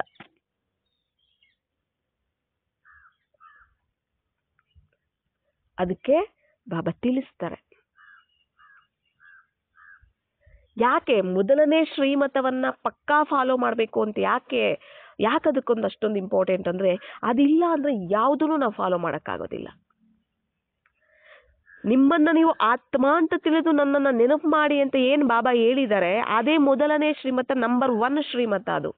ಅದನ್ನ ನಾವು ಫಾಲೋ ಮಾಡಿಲ್ಲ ಅಂದ್ರೆ ಯಾವುದೇ ಶ್ರೀಮತವನ್ನ, ಯಾವುದೇ ನಿಯಮವನ್ನ ನಾವು ಫಾಲೋ ಮಾಡಕ್ ಸಾಧ್ಯನೇ ಇಲ್ಲ. ಅದು ಯಾರೇ ಆಗಿರ್ಬೋದು. ಬ್ರಹ್ಮಬಾಬಾ ಸದಾ ಸ್ವಯಂ ಸ್ಮೃತಿಯಲ್ಲೇ ಇರ್ತಿದ್ರು. ನಮ್ಮ ಹತ್ರ ಸ್ಟಾಕ್ ಇದೆ, ನಮ್ಮ ಹತ್ರ ಜಮಾ ಇದೆ ಅಂದ್ರೆ ಗುಣಶಕ್ತಿಗಳು. ಅವರು ಕೋಪದಿಂದ ಮಾತಾಡಿದ್ರು, ಅವ್ರು ಅವಮಾನ ಮಾಡಿದ್ರು, ನಾನು ಅವ್ರಿಗೆ ಪ್ರೀತಿನೇ ಕೊಡ್ತೀನಿ, ಸುಖನೇ ಕೊಡ್ತೀನಿ, ಶಾಂತಿನೇ ಕೊಡ್ತೀನಿ. ಅದಕ್ಕೆ ಅರ್ಥ ಏನು? ನನ್ನ ಹತ್ರ ಇದೇ ಸ್ಟಾಕು, ನಾನು ಕೊಡ್ತಿದ್ದೀನಿ ಅಂತ ಅರ್ಥ ಅಲ್ವಾ? ನಾವು ಅದೇ ತಾನೇ ಲೌಕಿಕದಲ್ಲೂ ನಾವು ಅದೇ ತಾನೇ ಇಷ್ಟಪಡ್ತೀವಿ. ಸ್ಥೂಲವಾಗೂ ಕೂಡ ನಾವು ನಮ್ಮಿಂದ ಆದ್ರೆ ಕೊಟ್ಬಿಡೋಣ, ನಾವು ಅವ್ರ ಹತ್ರ ಕೈ ಚಾಚೋದು ಬೇಡ ಅಂತ ಹೇಳ್ತೀವಿ. ನಮ್ಮ ಹತ್ರ ಇದ್ರೆ ನಾವೇ ಕೊಟ್ಬಿಡೋಣ, ಅವ್ರ ಹತ್ರ ನಾವೇನು ತಗೊಳ್ಳೋದು, ಎಷ್ಟು ಸ್ವಾಭಿಮಾನ ಇರುತ್ತೆ. ಮತ್ತೆ ಇದರಲ್ಲಿ ಸೂಕ್ಷ್ಮವಾಗಿ ಇದು ಅರ್ಥ ಆಗ್ತಾ ಇಲ್ಲ ಯಾರಿಗೂ ಸಹ. ಅದಕ್ಕೆ ತಂದೆ ಇದನ್ನ ತಿಳಿಸ್ತಿರೋದು ಯಾಕೆ ಅಂತಂದ್ರೆ, ಅಲರ್ಟ್ ಆಗಿರಿ, ಅಟೆನ್ಷನ್ ಅನ್ನು ಕೊಡಿ ಅಲ್ವಾ? ನಾವು ಇರುವಂತದ್ದೇ ನೋಡಿ, ಪ್ರತಿ ಸೆಕೆಂಡು ಮಾಯೆ ಮಧ್ಯದಲ್ಲಿ, ರಾವಣನ ಮಧ್ಯದಲ್ಲಿ ನಾವಿರೋದು. ಸ್ವಯಂನ ಸ್ಮೃತಿ, ಪರಮಾತ್ಮನ ಸ್ಮೃತಿ ಹೋಯ್ತು ಅಂದ್ರೇನೆ ಅಟ್ಯಾಕ್ ಮಾಡ್ಬಿಡ್ತು ರಾವಣ. ದೇಹದ ಒಂದು ಸ್ಮೃತಿಯಲ್ಲಿ ಬಂದ್ಬಿಡ್ತೀವಿ. ದೇಹದ ಸ್ಮೃತಿಯಲ್ಲಿ ಬಂದ್ವಿ, ಎಲ್ಲ ಸಮಾಪ್ತಿ, ಎಲ್ಲ ಕಲಸ ಆಗ್ಬಿಡತ್ತೆ. ಅದಕ್ಕೆ ಹೇಳ್ತಾರೆ ಬಾಬಾ, ಯಾರು ಏನೇ ನೆಗೆಟಿವ್ ಆಗಿದ್ರು, ಅವ್ರು ಎಷ್ಟೇ ಎಂಥವರೇ ಆಗಿದ್ರು ಕೂಡ, ನೀವು ನಿಮ್ಮ ಒಂದು ಸ್ವಯಂನ ಸ್ಮೃತಿ, ಪರಮಾತ್ಮನ ಸ್ಮೃತಿಯಲ್ಲಿದ್ದಾಗ ನೀವು ಯಾರು ಆಗಿದ್ದೀರಾ, ಅವಾಗೇನಾಗ್ಬಿಡುತ್ತೆ, ಅವರ ಒಂದು ಪ್ರಭಾವ ನಿಮ್ಮ ಮೇಲೆ ಬೀಳೋದಿಲ್ಲ, ನಿಮ್ಮ ಪ್ರಭಾವ ಅವ್ರ ಮೇಲೆ ಬೀಳುತ್ತೆ. ಈಗ ರಾಮಾಯಣ ಇರ್ಬೋದು, ಮಹಾಭಾರತ ಸೀರಿಯಲ್ಸು ಟಿವಿಗಳಲ್ಲಿ ನಾವೆಲ್ಲನೂ ನೋಡಿದ್ದೀವಿ. ಅದರಲ್ಲಿ ಬಾಣಗಳನ್ನು ಬಿಡ್ತಿರ್ತಾರೆ ಅಲ್ವಾ? ಒಬ್ಬರು ನಿಂತಿರ್ತಾರೆ, ಅವ್ರಿಗೆ ಎದುರಾಳಿ ಬಾಣವನ್ನು ಬಿಡ್ತಿರ್ತಾರೆ. ಆ ಕಡೆಯಿಂದ ಒಬ್ಬರು ಬಿಡ್ತಾ ಇದ್ರು, ಇವ್ರು ಈ ಕಡೆಯಿಂದ ಅದಕ್ಕಿಂತ ಶಕ್ತಿಶಾಲಿ ಆಗಿರೋ ಒಂದು ಬಾಣವನ್ನು ಬಿಡ್ತಾರೆ. ಏನಾಗ್ಬಿಡುತ್ತೆ, ಅಲ್ಲಿ ಗಾಳಿಯಲ್ಲೇನೆ ಆ ಕಡೆಯಿಂದ ಬರ್ತಾ ಇರುವಂತಹ ಬಾಣವನ್ನ ಈ ಕಡೆಯಿಂದ ಶಕ್ತಿಶಾಲಿಯಾಗಿ ಹೋಗಿರುತ್ತಲ್ಲ ಬಾಣ, ಅದು ಸಮಾಪ್ತಿ ಮಾಡ್ಬಿಡುತ್ತೆ. ಅದನ್ನ ಆ ಕಡೆಯಿಂದ ಬರ್ತಿರೋದನ್ನ ಅಲ್ಲೇ ಗಾಳಿಯಲ್ಲಿ ಸಮಾಪ್ತಿ ಆಗ್ಬಿಡುತ್ತೆ. ಮತ್ತೆ ಆ ಬಾಣ ಹೋಗಿ ಯಾರು ಎದುರಾಳಿ ಇರ್ತಾರೆ ಅವ್ರಿಗೆ ಹೋಗಿ ತಾಕತ್ತೆ ಅಲ್ವಾ. ಆಗ ಆ ಒಂದು ಎದುರಾಳಿ ಸಮಾಪ್ತಿ ಆಗ್ಬಿಡ್ತಾನೆ. ಅಂದ್ರೆ ಅದಕ್ಕರ್ಥ ಏನು ಇಲ್ಲಿ ಅಂತಂದ್ರೆ, ಇಲ್ಲಿ ನೀವು ಯಾವ ಬಾಣ, ಜ್ಞಾನ, ಶಕ್ತಿ, ಗುಣಗಳು ಏನಿದಾವೆ ಇವುಗಳೇ ಬಾಣ ಅಂತ ಹೇಳ್ತಿರ್ತಾರಲ್ಲ ಬಾಬಾ. ಯಾವಾಗ ನಿಮ್ಮ ಸ್ವಯಂನ ಒಂದು ಸ್ಮೃತಿ, ಪರಮಾತ್ಮನ ಒಂದು ಸ್ಮೃತಿಯಲ್ಲಿ ಇರ್ತೀರ, ಗುಣ ಶಕ್ತಿಗಳನ್ನು ನಿಮ್ಮಲ್ಲಿ ಇರುತ್ತೆ, ಅವುಗಳೇ ಬಾಣಗಳ ತರ ಕೆಲಸ ಮಾಡ್ತಿರುತ್ತೆ. ಅವರು ನೆಗೆಟಿವ್ ಎನರ್ಜಿಯನ್ನ ಆ ಕಡೆಯಿಂದ ಕಳಿಸ್ತಿದ್ದಾರೆ, ಇಲ್ಲ ಒಂದು ನಿಮ್ಮನ್ನು ನಿಂದನೆ ಮಾಡ್ತಿದ್ದಾರೆ, ಬೈತಿದ್ದಾರೆ, ಕೋಪದಿಂದ ಕಿರ್ಚಾಡ್ತಿದ್ದಾರೆ, ಅವಮಾನ ಮಾಡ್ತಿದ್ದಾರೆ ಅಲ್ವಾ, ಏನೇನೋ ಮಾಡ್ತಿರ್ತಾರೆ. ಲೆಕ್ಕಾಚಾರದ ಅನುಸಾರವಾಗಿ ಇಂದಿನ ಜನ್ಮದ ಒಂದು ಲೆಕ್ಕಾಚಾರ ಅನುಸಾರ ಲೆಕ್ಕಾಚಾರಗಳಿರುತ್ತೆ, ಅದಕ್ಕೆ ಡ್ರಾಮಾನುಸಾರವಾಗಿ ಅದು ನಮ್ಮ ಹತ್ರ ಬರ್ತಿರುತ್ತೆ. ಆ ಸಮಯದಲ್ಲಿ ನೀವು ಯಾವಾಗ ಸ್ವಯಂನ ಸ್ಮೃತಿ, ಪರಮಾತ್ಮನ ಸ್ಮೃತಿಯಲ್ಲಿ ಇರ್ತೀರಾ, ಆಗ ಅದರ ಒಂದು ಆ ಕಡೆಯಿಂದ ನೆಗೆಟಿವ್ ಆಗಿ ಬರ್ತಿದ್ರು ಕೂಡ ಇಲ್ಲಿ ನಿಮ್ಮ ಒಂದು ಪವರ್ಫುಲ್ ಶಕ್ತಿಶಾಲಿ ವೈಬ್ರೇಷನ್ಸ್ನ ಒಂದು ಬಾಣ ಹೋಯ್ತು ಅಂದರೆ ಆ ನೆಗೆಟಿವ್ ವೈಬ್ರೇಷನ್ಸ್ನ ಸಮಾಪ್ತಿ ಮಾಡಿ ಆ ಒಂದು ಪಾಸಿಟಿವ್ ನಿಮ್ಮಿಂದ ಏನು ಹೋಗಿರುತ್ತೆ, ಆ ಪಾಸಿಟಿವ್ ಎನರ್ಜಿ ಏನಿದೆ ಆ ಒಂದು ವೈಬ್ರೇಷನ್ಸ್ನ ಬಾಣ ಅವ್ರಿಗೆ ನಾಟುತ್ತೆ. ಎದುರುಗಡೆ ಯಾರು ನೆಗೆಟಿವ್ ವೈಬ್ರೇಷನ್ ಕಳಿಸ್ತಿದಾರಲ್ಲ ಅವ್ರಿಗೆ ಹೋಗಿ ನಾಟತ್ತದು. ಅಂದ್ರೆ ಅವರ ಪ್ರಭಾವನ ನಿಮ್ಮ ಒಂದು ಪಾಸಿಟಿವ್ ಎನರ್ಜಿ ಏನಿದೆ ಅದು ಸಮಾಪ್ತಿ ಮಾಡಿಬಿಡುತ್ತೆ. ಮತ್ತೆ ಅವ್ರಿಗೆ ಹೋಗಿ ನಿಮ್ಮ ಪಾಸಿಟಿವ್ ಎನರ್ಜಿ ಹೋಗಿ ನಾಟತ್ತೆ. ಅಂದ್ರೆ ಅವರಲ್ಲಿರುವಂತಹ ನೆಗೆಟಿವ್ ಎನರ್ಜಿ, ನೆಗೆಟಿವ್ ಒಂದು ಏನಿದೆ ವೈಬ್ರೇಷನ್, ಅದು ಸಮಾಪ್ತಿ ಆಗ್ಬಿಡುತ್ತೆ. ಅವರ ಒಂದು ಪರಿವರ್ತನೆಗೂ ನೀವು ನಿಮಿತ್ತವಾಗಿ ಆಗ್ಬಿಡ್ತೀರ. ಅದಕ್ಕೆ ಕಾರಣ ನೀವೇ ಆಗ್ಬಿಡ್ತೀರ, ನಿಮಿತ್ತ ನೀವೇ ಆಗ್ಬಿಡ್ತೀರ. ಮತ್ತೆ ಅವರಿಂದ ಇನ್ನೊಬ್ಬರ ಎಷ್ಟೋ ಆತ್ಮಗಳ ಒಂದು ಪರಿವರ್ತನೆ ಆಗತ್ತೆ, ಅವ್ರ ಪರಿವರ್ತನೆ ಆದ್ರೆ ಅಲ್ವಾ. ಅದಕ್ಕೆ ಹೇಳ್ತಾರೆ ಆ ತರ ಕೆಲಸ ಮಾಡಬೇಕು. ಬಾಬಾ ಹೇಳ್ತಾರೆ, ನೀವು ಸರ್ವಶಕ್ತಿ ಮಾಸ್ಟರ್, ಸರ್ವಶಕ್ತಿವಂತರು. ನೀವು ಒಬ್ರು ಒಂದು ಕಡೆ ಇದ್ದು ಇಡೀ ವಿಶ್ವನೇ ಒಂದು ಕಡೆ ಇದ್ರು ನಿಮ್ಮ ಮುಂದೆ ಅವರು ಕಡಿಮೆನೆ ಅಂತ ಹೇಳಿದ್ದಾರೆ. ಯಾಕೆ? ಸರ್ವಶಕ್ತಿವಂತನ ಮಕ್ಕಳು ಮಾಸ್ಟರ್ ಸರ್ವಶಕ್ತಿವಂತರು, ಸರ್ವಶಕ್ತಿಗಳು ಅವರ ಜೊತೆ ಇದಾವೆ, ಸರ್ವಶಕ್ತಿವಂತ ಅವರ ಜೊತೆ ಇದ್ದಾನೆ ಅಂತಂದಾಗ ನೀವು ಒಬ್ರು ಮಾಸ್ಟರ್ ಸರ್ವಶಕ್ತಿವಂತ ಒಬ್ಬರಿದ್ರು ಸಾಕು. ನೀವು ಒಬ್ಬರಿದ್ರೂ ಮಾಸ್ಟರ್ ಸರ್ವಶಕ್ತಿವಂತರಾಗಿ ಸರ್ವಶಕ್ತಿವಂತನ ಜೊತೆ ನೀವು ಒಬ್ಬರಿದ್ರು ಇಡೀ ವಿಶ್ವ ಒಂದು ಕಡೆ ಇದ್ರು ಅವರ ಅಂದ್ರೆ ನಿಮ್ಮ ಮುಂದೆ ಅವರು ಸೋತೋಗ್ತಾರೆ ಅಂತ ಹೇಳಿದ್ದಾರೆ. ಅಷ್ಟು ಒಂದು ಶಕ್ತಿ ಇದೆ ಅಲ್ವಾ, ಅಷ್ಟು ಒಂದು ಮಹತ್ವವಾಗಿದೆ. ಸುಮ್ಮನೆ ಬಾಬಾ ಹೇಳೋದಿಲ್ಲ ನೀವು ಮಾಸ್ಟರ್ ಸರ್ವಶಕ್ತಿವಂತರು ಅಂತ ಅಲ್ವಾ. ಹಾಗಾಗಿ ಯಾವುದೇ ಒಂದು ಪ್ರಭಾವ ನಮ್ಮ ಮೇಲೆ ಬೀಳಬಾರದು ಅಂದ್ರೆ ನಮಗೆ ಸೇಫ್ಟಿ, ರಕ್ಷಾ ಕವಚನೇ ನಮಗೇನಾಗಿದೆ, ಪರಮಾತ್ಮನ ಒಂದು ಸ್ಮೃತಿ, ಸ್ವಯಂನ ಸ್ಮೃತಿ. ಆ ಸ್ಮೃತಿಯಲ್ಲಿದ್ದಾಗ ನಮ್ಮ ಒಂದು ಆತ್ಮಿಕ ದೃಷ್ಟಿ, ವೃತ್ತಿ, ಸಂಕಲ್ಪ, ಶುಭ ಭಾವನೆ, ಶುಭ ಕಾಮನೆ ಮತ್ತೆ ಕಲ್ಯಾಣದ ಒಂದು ಭಾವನೆ ಎಲ್ಲ ಜಾಗೃತ ಆಗ್ಬಿಡುತ್ತೆ. ತಾನಾಗೆ ನಾವೆಲ್ಲರೂ ಆತ್ಮಗಳು ಅಂತ ನೋಡ್ತಿರ್ತೀವಿ. ಮತ್ತೆ ಅವರ ಒಂದು ನಿಜ ಸಂಸ್ಕಾರಗಳನ್ನೇ ನಾವು ನೋಡೋದಕ್ಕೆ ಸ್ಟಾರ್ಟ್ ಮಾಡ್ತೀವಿ. ಅಂದ್ರೆ ಸ್ವಯಂನಲ್ಲಿ ಫಸ್ಟು ಆತ್ಮಿಕ ಶಕ್ತಿ ಇರಬೇಕು, ಪರಮಾತ್ಮನ ಸ್ಮೃತಿ, ಆತ್ಮದ ಸ್ಮೃತಿ, ಆತ್ಮಿಕ ಶಕ್ತಿ, ಪರಮಾತ್ಮನ ಶಕ್ತಿ ಎರಡು ಸೇರಿನೇ ಕೆಲಸ ಮಾಡ್ಬೇಕಿಲ್ಲಿ. ಬರೀ ಸ್ವಯಂ ಶಕ್ತಿ ಅಷ್ಟೇ ಅಲ್ಲ, ಆತ್ಮದ ಸ್ಮೃತಿ, ಪರಮಾತ್ಮನ ಸ್ಮೃತಿಯಿಂದ ಆತ್ಮದಲ್ಲಿ ಶಕ್ತಿ ಬರುತ್ತೆ. ಆಗ ಆತ್ಮದ ಶಕ್ತಿ, ಪರಮಾತ್ಮನ ಶಕ್ತಿ ಎರಡು ಸೇರಿ ಮಾಡ್ಬೇಕಿಲ್ಲಿ. ಬರೀ ಒಂದೇ ಆಗಕ್ಕೆ ಸಾಧ್ಯ ಇಲ್ಲ. ಅದಕ್ಕೆ ನೀವು ಏನೇ ಮಾಡ್ಬೇಕಾದ್ರೂ ನೀವು ಬರೀ ಪರಮಾತ್ಮನ ಸ್ಮೃತಿ ಇದ್ರೂ ಆಗೋದಿಲ್ಲ, ಬರೀ ಆತ್ಮದ ಸ್ಮೃತಿ ಇದ್ರೂ ಆಗೋದಿಲ್ಲ. 100% ಅಂದ್ರೆ 100% ಆಗ್ಬೇಕು ಎಲ್ಲನೂ ಅಂತಂದ್ರೆ ಎರಡೂ ಇರಬೇಕು, ಆತ್ಮದ್ದು ಪರಮಾತ್ಮದ್ದು.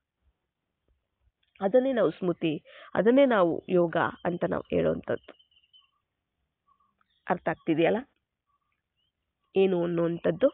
ಅಂದ್ರೆ ನಾವು ನೆಗೆಟಿವ್ ಪ್ರಪಂಚದಲ್ಲಿ ಇದ್ರೂ ಸಹ, ಅಂದ್ರೆ ನಾವು ಶರೀರ ನಮ್ಮ ಒಂದು ರಾವಣನ ಮಧ್ಯೆ ಇರ್ಬೋದು, ಶರೀರ ರಾವಣ ಕೊಟ್ಟಿರುವಂಥದ್ದಲ್ವಾ, ಅವು ಮಧ್ಯೆ ಇರ್ಬೋದು.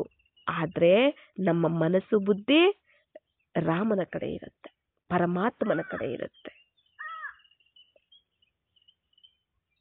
ಅದನ್ನ ಯಾರೂ ವಶ ಮಾಡ್ಕೊಳಕ್ಕಾಗೋದಿಲ್ಲ.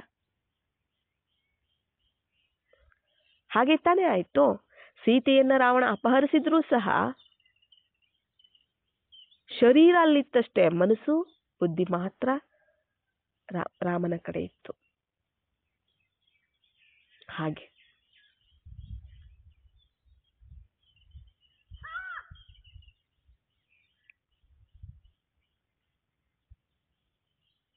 ಯಾವುದು ನಮಗೆ ರಕ್ಷಾ ಕವಚ ಯಾವುದಾಗಿದೆ? ಈ ಒಂದು ಗುಣಗಳು, ಶಕ್ತಿಗಳೇ ಆಗಿದ್ದಾವೆ. ಯಾವಾಗ ನಮ್ಮ ಒಂದು ರಕ್ಷಣೆ ನಾವು ಮಾಡ್ಕೋತೀವೋ ಆಗ್ಲೇನೆ ವಿಶ್ವದ ಒಂದು ರಕ್ಷಣೆನೂ ನಾವು ಮಾಡಕ್ ಸಾಧ್ಯ ಆಗುತ್ತೆ. ಬಾಬಾ ಹೇಳ್ತಿರ್ತಾರಲ್ಲ, ನೀವು ಈ ವಿಶ್ವ ರಕ್ಷಕರು, ಆತ್ಮಿಕ ಸೈನಿಕರು, ನೀವು ವಿಶ್ವ ಪರಿವರ್ತನೆಯನ್ನ ಮಾಡುವಂಥವರು, ವಿಶ್ವ ಕಲ್ಯಾಣವನ್ನ ಮಾಡುವಂಥವರು. ನಮ್ಮ ಕಲ್ಯಾಣನೇ ನಾವು ಮಾಡ್ಕೊಂಡಿಲ್ಲ, ನಮ್ಮ ಸೇಫ್ಟಿಯನ್ನೇ ನಾವು ನೋಡ್ಕೊಂಡಿಲ್ಲ ಅಂದ್ರೆ ಈ ತರದ ಒಂದು ವಿಶ್ವದ ಒಂದು ಸೇಫ್ಟಿಯನ್ನ ನಾವು ಹೇಗೆ ನಾವು ನೋಡೋದಕ್ಕೆ ಸಾಧ್ಯ ಅಲ್ವಾ?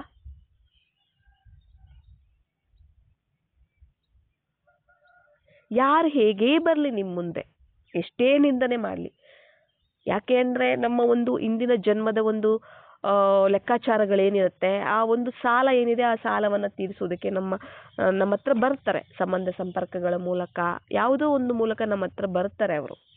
ಆಗ ಯಾವಾಗ ನಾನು ಸ್ವಯಂ ಸ್ಮೃತಿಯಲ್ಲಿರ್ತೀನಿ, ಪರಮಾತ್ಮನ ಸ್ಮೃತಿಯಲ್ಲಿರ್ತೀನಿ, ಆಗ ಅಲ್ಲೇನೆ ಅದು ಸಮಾಪ್ತಿ ಆಗ್ಬಿಡತ್ತೆ. ಇಲ್ಲ ದೇಹದ ಸ್ಮೃತಿಯಲ್ಲಿದ್ದರೆ ಅದನ್ನು ನಾವು ಶಿಕ್ಷೆ ಅನುಭವಿಸಿ ಅದನ್ನು ಸಮಾಪ್ತಿ ಮಾಡ್ಕೋಬೇಕಾಗತ್ತೆ.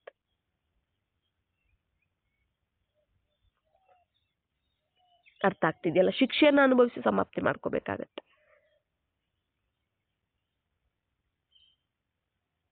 ಆದ್ರಿಂದ ಬಾಬಾ ಹೇಳ್ತಾರೆ, ಸದಾ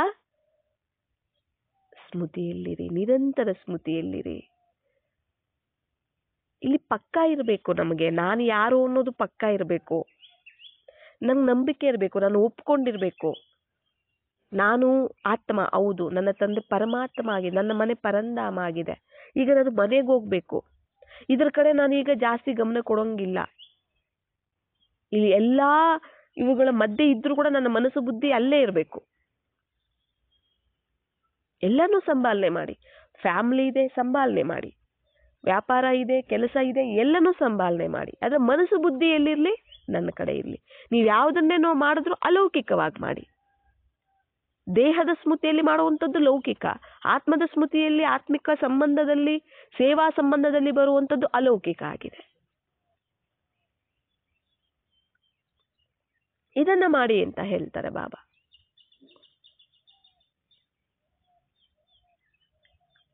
ಅರ್ಥ ಆಗ್ತಿದೆಯಲ್ಲ ಏನ್ ಮಾಡ್ಬೇಕು ಅನ್ನುವಂಥದ್ದು? ಅದಕ್ಕೆ ತಂದೆ ಹೇಳುವಂಥದ್ದು, ಸದಾ ಶುಭ ಭಾವನೆ, ಶುಭ ಕಾಮನೆ, ಕಲ್ಯಾಣ ಭಾವನೆ, ಒಂದು ದೃಷ್ಟಿ ಇಡಿ, ವೃತ್ತಿ ಇಡಿ, ಸಂಕಲ್ಪ ಮಾಡಿ, ಸದಾ ಆಶೀರ್ವಾದಗಳನ್ನ ಕೊಡಿ, ಸದಾ ಆಶೀರ್ವಾದಗಳನ್ನ ತಗೊಳ್ಳಿ ಅಂತ ಹೇಳ್ತಾರೆ. ಕೊಡೋದ್ರಲ್ಲೇ ತಗೊಳ್ಳೋದಿರುತ್ತೆ ಅಂತ ಹೇಳ್ತಾರೆ. ಕೊಡೋದು ಅಂದ್ರೆ ಏನ್ ಹೇಳಿ? ಸ್ವಯಂನ ಸ್ಮೃತಿಯಲ್ಲಿ ಇರುವಂತಹದ್ದು, ಪರಮಾತ್ಮನ ಸ್ಮೃತಿಯಲ್ಲಿ, ಸ್ವಯಂ ಸ್ಮೃತಿ ಪರಮಾತ್ಮನ ಸ್ಮೃತಿಯಲ್ಲಿ ಇರುವಂತಹದ್ದು, ತನ್ನ ನಿಜ ಸಂಸ್ಕಾರಗಳಲ್ಲಿ ಸ್ಥಿತರಾಗಿರುವಂಥದ್ದು, ಅದೇ ಕೊಡುವಂತಹದ್ದು. ನಾನು ಇವ್ರಿಗೆ ಅದು ಕೊಡಬೇಕು, ನಾನು ಇವ್ರಿಗೆ ಇದು ಕೊಡಬೇಕು ಅಲ್ಲ.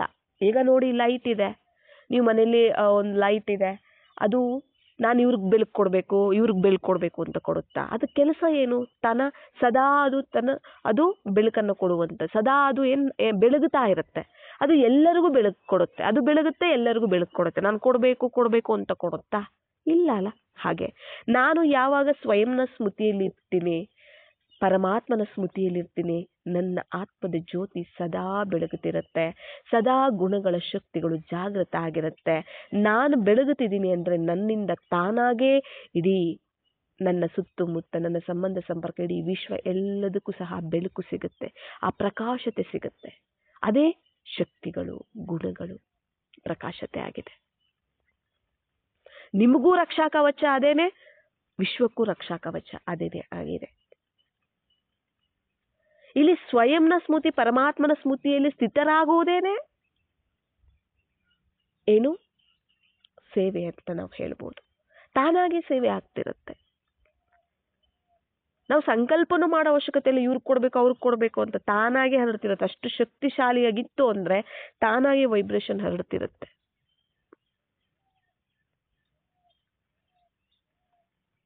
ಬ್ರಹ್ಮಬಾಬಾ ಜಾಸ್ತಿ ಹೋಗಿ ಎಲ್ಲೂ ಸಹ ಓಡಾಡಿ ಸೇವೆ ಮಾಡಿಲ್ಲ, ಜಾಸ್ತಿ ಅಲ್ವಾ. ಅಂದ್ರೆ ಅವರು ಸ್ವಯಂ ಸ್ಮೃತಿ ಪರಮಾತ್ಮನ ಸ್ಮೃತಿಯಲ್ಲಿ ಇರ್ತಾ ಇತರರನ್ನು ರೆಡಿ ಮಾಡಿಬಿಟ್ರು, ತಯಾರು ಮಾಡಿಬಿಟ್ರು. ಎಲ್ಲರಿಗೂ ಸಹ ಅವರು ಯೋಗವನ್ನ ಅಂದ್ರೆ ಆ ಒಂದು ವೈಬ್ರೇಷನ್ ಮೂಲಕ ಸೇವೆ ಮಾಡಿದ್ರು. ಎಲ್ಲರಿಗೂ ಮನೆಗಳಲ್ಲಿ ಇದ್ದಂಗೆ ಸಾಕ್ಷಾತ್ಕಾರ ಮಾಡ್ಕೊಂಡು ಬರ್ತಿದ್ರು, ಸಾಕ್ಷಾತ್ಕಾರ ಮಾಡ್ಕೊಂಡು ಬರ್ತಿದ್ರು ಮನೆಗಳಲ್ಲೇನೆ. ಇವ್ರು ಹೋಗಿ ಏನಾದ್ರು ಹೇಳಿದ್ರೆ ಅವ್ರಿಗೆ ಬನ್ನಿ ಇಲ್ಲಿ ಬನ್ನಿ ಪರಮಾತ್ಮ ಬಂದಿದ್ದಾರೆ ತಿಳ್ಕೊಳ್ಳಿ ಅಂತ ಏನಾದ್ರು ಹೇಳಿದ್ರೆ ಅವರು ಇಲ್ಲ. ಅಂದ್ರೆ ಅವರ ಒಂದು ಯೋಗ ಎಷ್ಟು ಶಕ್ತಿಶಾಲಿಯಾಗಿತ್ತು, ಸ್ವಯಂನ ಸ್ಮೃತಿ ಪರಮಾತ್ಮನ ಸ್ಮೃತಿ ಎಷ್ಟು ಶಕ್ತಿಶಾಲಿಯಾಗಿತ್ತು, ಅವರ ಒಂದು ಧಾರಣೆ ಎಷ್ಟು ಶಕ್ತಿಶಾಲಿಯಾಗಿತ್ತು, ಸ್ವಸ್ಥಿತಿ ಯಾವ ರೀತಿ ಇತ್ತು ನಿರಂತರ, ಅವರ ಒಂದು ತ್ಯಾಗ ತಪಸ್ಸು ಸೇವೆ ಯಾವ ತರ ಇತ್ತು. ಎಲ್ಲಿ ತ್ಯಾಗ ಇರುತ್ತೆ ಅಲ್ಲಿ ತಪಸ್ಸಿರುತ್ತೆ, ಎಲ್ಲಿ ತಪಸ್ಸಿರುತ್ತೆ ಅಲ್ಲಿ ಸೇವೆ ಇರುತ್ತೆ. ತ್ಯಾಗ ಅಂದ್ರೆ ಏನು? ದೇಹದ ಒಂದು ಸ್ಮೃತಿ, ದೇಹದ ಸಂಸ್ಕಾರಗಳು, ಹಳೆ ಸ್ವಭಾವ ಸಂಸ್ಕಾರಗಳು, ದೇಹದ ಸಂಬಂಧಗಳ ಅವುಗಳ ಒಂದು ತ್ಯಾಗ, ದೇಹಕ್ಕೆ ಸ್ಥೂಲವಾಗಿರುವಂತದ್ರ ತ್ಯಾಗ, ಕವಡೆಗಳ ತ್ಯಾಗ, ಅದು ಬಾಬಾರವರಿಗೆ ಸಮರ್ಪಣೆ ಮಾಡುವಂತಹದ್ದು. ಯಾವುದು ನನ್ನದಲ್ಲ ನಿಂದು ಅನ್ನುವಂಥದ್ದೇ ಅದನ್ನ ತ್ಯಾಗ ಅಂತ ಹೇಳ್ತಾರೆ. ಅದು ತ್ಯಾಗನೂ ಅಲ್ಲ, ಅದು ಆಕ್ಚುಲಿ ಅದು ಭಾಗ್ಯ. ಅವುಗಳ ಒಂದು ಎಲ್ಲಿ ತ್ಯಾಗ ಇರುತ್ತೆ ಅಲ್ಲಿ ಯಾವುದು ನನ್ನದಲ್ಲ ಎಲ್ಲ ನಿನ್ನದು, ನಾನು ನಿನ್ನೋನು ನೀನು ನನ್ನೋನು ಅಷ್ಟೇ. ಆಗ ಏನಾಗುತ್ತೆ? ತಪಸ್ಸು ನಡೆಯುತ್ತೆ. ನಾನು ನಿನಗೆ ನೀನು ನನಗೆ, ನನಗೆ ನೀನು ನಿನಗೆ ನಾನು, ಇನ್ಯಾರೂ ಇಲ್ಲ. ಅಲ್ಲಿ ತಪಸ್ಸಾಗತ್ತೆ. ನನಗೆ ಬಾಬಾ ಒಬ್ಬರು ಬಿಟ್ಟರೆ ಬೇರೆ ಯಾರೂ ಇಲ್ಲ ಅನ್ನೋದೇ ತಪಸ್ಸು. ಅಲ್ಲಿ ತಪಸ್ಸಾಗುತ್ತೆ. ಎಲ್ಲಿ ತಪಸ್ಸಿರುತ್ತೆ ಅಲ್ಲಿ ತಾನಾಗೆ ಸೇವೆ ಆಗ್ತಿರುತ್ತೆ.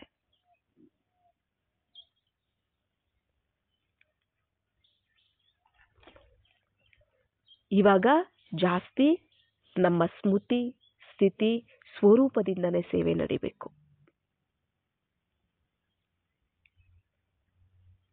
ಹೇಗೆ ಸೀತೆಯ ಒಂದು ಮನಸ್ಸಲ್ಲಿ ಬರೀ ರಾಮ ಒಬ್ಬನೇ ಇದ್ದೋ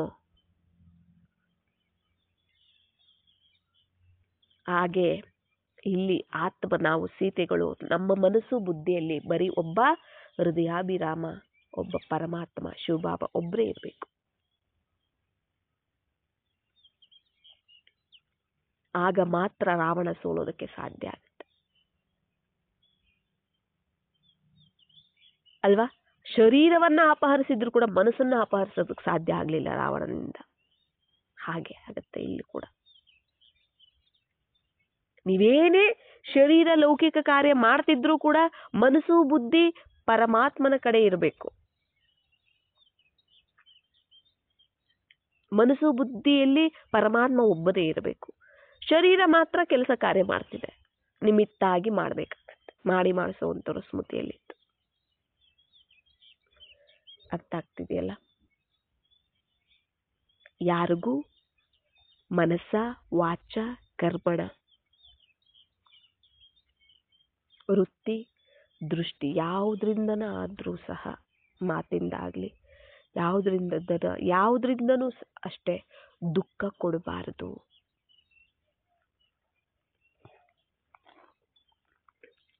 ಸದಾ ಸುಖ ಕೊಡುವಂತಹದ್ದೇ ಪುಣ್ಯ ಜಮಾ ಆಗುತ್ತೆ ಅಲ್ಲಿ ಅಂತ ಅರ್ಥ. ದುಃಖ ಕೊಟ್ವಿ ಅಂದ್ರೇನೆ ಖರ್ಚಾಯಿತು ಅಂತ ಅರ್ಥ. ಮನಸ ವಾಚ ಕರ್ಮಣ ಯಾರಿಗೂ ಸಹ ದುಃಖವನ್ನ ಕೊಡಬಾರದು. ಮನಸ್ಸಿಂದನೂ ದುಃಖ ಕೊಡಬಾರದು, ಮಾತಿಂದನೂ ದುಃಖ ಕೊಡಬಾರದು. ನಾವು ಮಾಡೋ ಕೆಲಸ ಕಾರ್ಯಗಳು ಕರ್ಮಗಳಿಂದನೂ ಸಹ ದುಃಖ ಆಗಬಾರದು. ಕರ್ಮಗಳಿಂದ ಸೇವೆ ಆಗ್ತಿರ್ಬೇಕು, ಗುಣಗಳ ಒಂದು ಸೇವೆ, ಮನಸ್ಸಿಂದನೂ ಸೇವೆ ಆಗ್ತಿರ್ಬೇಕು. ಆಶೀರ್ವಾದಗಳು, ಶುಭ ಭಾವನೆ, ಶುಭ ಕಾಮನೆ. ಮನಸ್ಸಲ್ಲಿ ಯಾವಾಗ ಶುಭ ಭಾವನೆ, ಕಲ್ಯಾಣ ಭಾವನೆ, ಮತ್ತೆ ಶುಭ ಕಾಮನೆ ಇರುತ್ತೆ, ಶುಭ ಸಂಕಲ್ಪಗಳು ನಡೀತಿರುತ್ತೆ, ಅವಾಗ ಮಾತು ಸಹ ಹಾಗೆ ಇರುತ್ತೆ, ಕರ್ಮಗಳಲ್ಲೂ ಸಹ ಅದೇ ಇರುತ್ತೆ, ಅದೇ ಸೇವೆ ನಡೀತಿರುತ್ತೆ. ಅದು ಸುಖ ಕೊಡುವಂತಹದ್ದೇ ಆಗಿರುತ್ತೆ, ಶ್ರೇಷ್ಠ ಸೇವೆ ಆಗಿರುತ್ತೆ. ದುಃಖ ಕೊಡಬಾರದು ಅಂತ ಹೇಳ್ತಾರೆ. ದುಃಖ ಕೊಡದೆ ಇದ್ದಾಗ ಏನಾಗುತ್ತೆ, ಅದು ಸಹ ಖರ್ಚಾಗೋದಿಲ್ಲ. ದೇಹಾಭಿಮಾನದಲ್ಲಿ ಬಂದಾಗ್ಲೇನೆ ನಾವು ಇವೆಲ್ಲ ಸಹ ದುಃಖ ಕೊಡೋದು, ಅದು ಇದು ಬೈಯುವಂಥದ್ದು, ಕೋಪ ಮಾಡ್ಕೊಳ್ಳುವಂತಹದ್ದು, ಅವಮಾನ ಮಾಡುವಂಥದ್ದು, ಇದೆಲ್ಲ ಮಾಡೋದು ದೇಹಾಭಿಮಾನದಲ್ಲೇನೆ ಅಲ್ವಾ. ನಾವು ಮಾಡಬಾರ್ದು. ನಮ್ಮ ಪ್ರಭಾವ ಇತರರ ಮೇಲೇನೂ ಸಹ, ಅಂದ್ರೆ ಈ ದುಃಖದ ಪ್ರಭಾವ, ದೇಹಾಭಿಮಾನದ ಪ್ರಭಾವ ನಮ್ಮಿಂದನೂ ಇತರರಿಗೆ ಹೋಗ್ಬಾರ್ದು, ಇತರರಿಂದನೂ ನಮಗೆ ಬರಬಾರ್ದು.